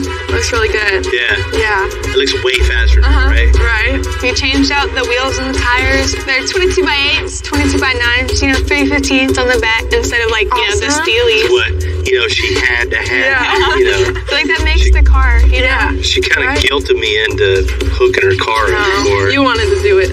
You know, I don't know, it's embarrassing to have your kid ride around on something like, you know, on steelies, look like a cop. See what I'm talking about? We got some caliper covers, and like, you know, it was really simple. I could do it myself. You know, it was something that was nice to be able to do on my own without any help.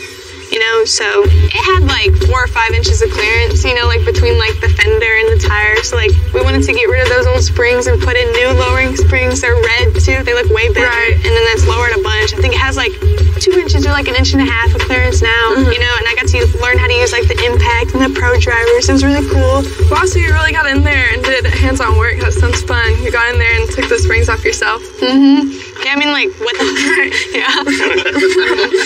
Of course, anybody that you tell that story to, that you came to the shop, you took tools out of the toolbox, you got your hands dirty, you used the tools, I mean, he's going to be impressed. I seen Maddie was impressed right off the bat, so. Hey, you know, I picked on Maddie the day that I got the car and everything, and she's seen it from whenever I first got it, and just, you know, her being able to see everything we've done to it, you know, just makes it even cooler. It does, right? And to share the experience of it. It's really cool. I'm proud of you. That makes me proud. Thank you. I guess I'm doing something right. Thank you. You girls are going to stay out of trouble tonight, right? Yes, sir. Promise? We will. Yes. All right. All right. All right. See y'all later. See y'all.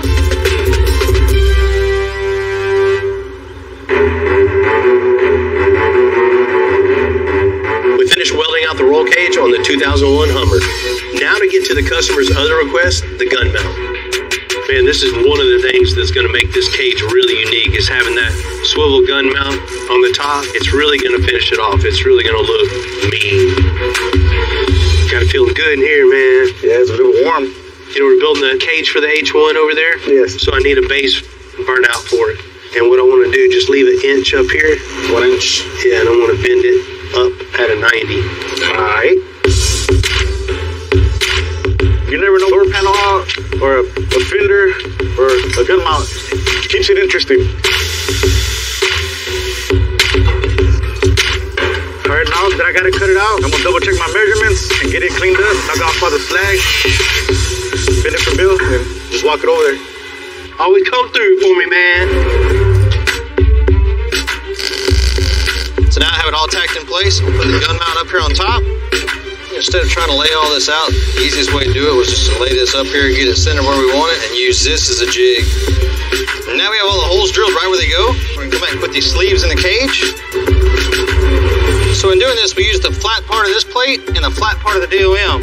So when I tighten that up, you know it's straight and you know it's solid. All right, now we have the holes drilled out. I'll put the gun mount back up here. Let the bottom hang out a little bit so the nut will tighten up flat. It's not trying to crush the cage. And then that'll make it super strong if it's all welded together and make it really, really strong. We'll weld out the top. Now the cage is solid and the gun mount's finished.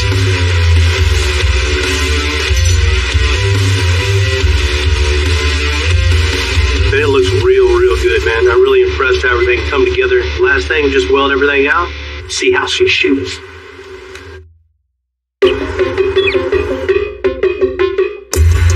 If you're ever going to build a monster truck, you got to drive it, because, you know, that's the ultimate thrill at the end of the mission, is to, you know, get behind the wheel of something you created and take it out there and just thrash on it. So I feel like I've come a long ways from when I first started back in the early 80s. You know, it was sketch some things out on the floor, you know, pretty much just tape measure, plumb bobs, chalk lines on the ground. I took a lot of what I learned back in the early days of doing all this work manually and embraced using computers to design chassis. It's been a game changer for me. I design a chassis from the very first stick of tube, or the very first sketch line on the screen, and when I'm finished, I have a perfect rendering of the finished product. All of those tools that are available to us today, and we can just create a masterpiece out of metal.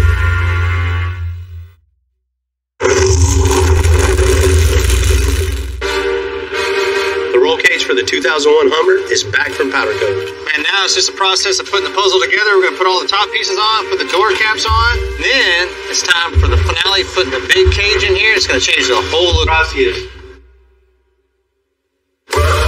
You know, I've customized a bunch of Hummers over the years. It's something I really like working on. You know, just by building a custom roll cage on this one, it's totally changed the whole look. What better place to give it back to the Mod Mafia guys? What's up, fellas? How you doing, Bill? Than a shooting range. You guys are the Hummer guys. It's pretty cool to have you bring in a Hummer for us to get down on. It needed to be able to go wherever and keep you guys safe no matter what. Looks good. Absolutely. It looks real cool, man. Can we go check it out? Let's go check it out. Man. All right. Oh, man, look at that. There it is. Man. Got a little surprise up there. Yeah, you took those design cues into full effect. But the cage really stands out. Yeah, it looks sick, man. Man, I've been around a lot of Hummers. I've never seen a cage like that. Well, that's what you wanted, right? Exactly. Something unique, and not only that, looks cool, keep you safe. Yeah, most importantly. And that is not going anywhere. No, I think we can roll that one over and it's going to be perfectly fine. It just came in, there was just no safety features whatsoever. Right. The first thing we did is made the pans for the back. We decided to clean it up and protect the side also, because it's just started bending pipe. There's a ton of pipe bending. All those little tweaks and bends not only add the strength to add that style too, and it all ties to the frame itself. So if there ever is a rollover, all that inertia is transferred down into the frame. If there ever was an accident, we know these guys are 100% secure. You got those two bars that go around the center windshield pillar. Oh yeah, and that's super all helpful. in one piece. Man, that's a lot of work to come up with those bends in the right spot at the right angle, and just to clear everything. Thank God it worked out. You flexed some talent on that. We love when guys like you bring us projects like this to let us put our spin on it. Doing your art. Yeah, that's it. I had no idea what Bill was going to put together here, and the design really nailed it. It's exactly what we wanted. Actually exceeded our expectations. We were just blown away with the final product. Not only, you wanted it safe, you wanted it to look good, you wanted a little special request for the top of it, right? You see you incorporated that in there really well. Extracurricular activities. Absolutely. Military truck, you got to have that military mount. We looked around, found an old military swivel mount for an H1. Whatever you want to put up there is totally interchangeable. Awesome. If you guys don't mind, I'd like to have first honors and maybe firing a couple rounds off the top of this. I'm excited to see it. Once again, I can't thank my team enough. I love the style of the cage. I mean, it flows, everything looks good, and that little cherry on top was that swivel gun mount. This is exactly what this H1 needed. I'm scared to find out. Mark, Josh, I hope you guys had a lot of fun with this. I know I had a lot of fun today. H1, extensive full roll cage, automatic machine gun. Woo! That's very, very, very exhilarating. Man, that was awesome! Dude, that was good stuff, man. Thank you guys. Thank you. That was a lot of fun.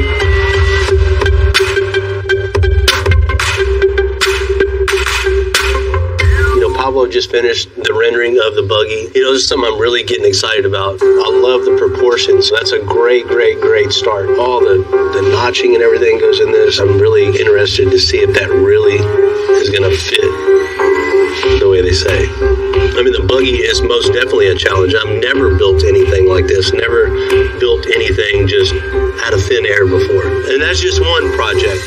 We have the Willys Jeep. It's not just making it wider. It's building the frame, building the suspension, building every single part and piece. An exciting project, but with that exciting project comes a huge workload, because there's nowhere in those projects you can take shortcuts. Once these larger projects like this start rolling out the door,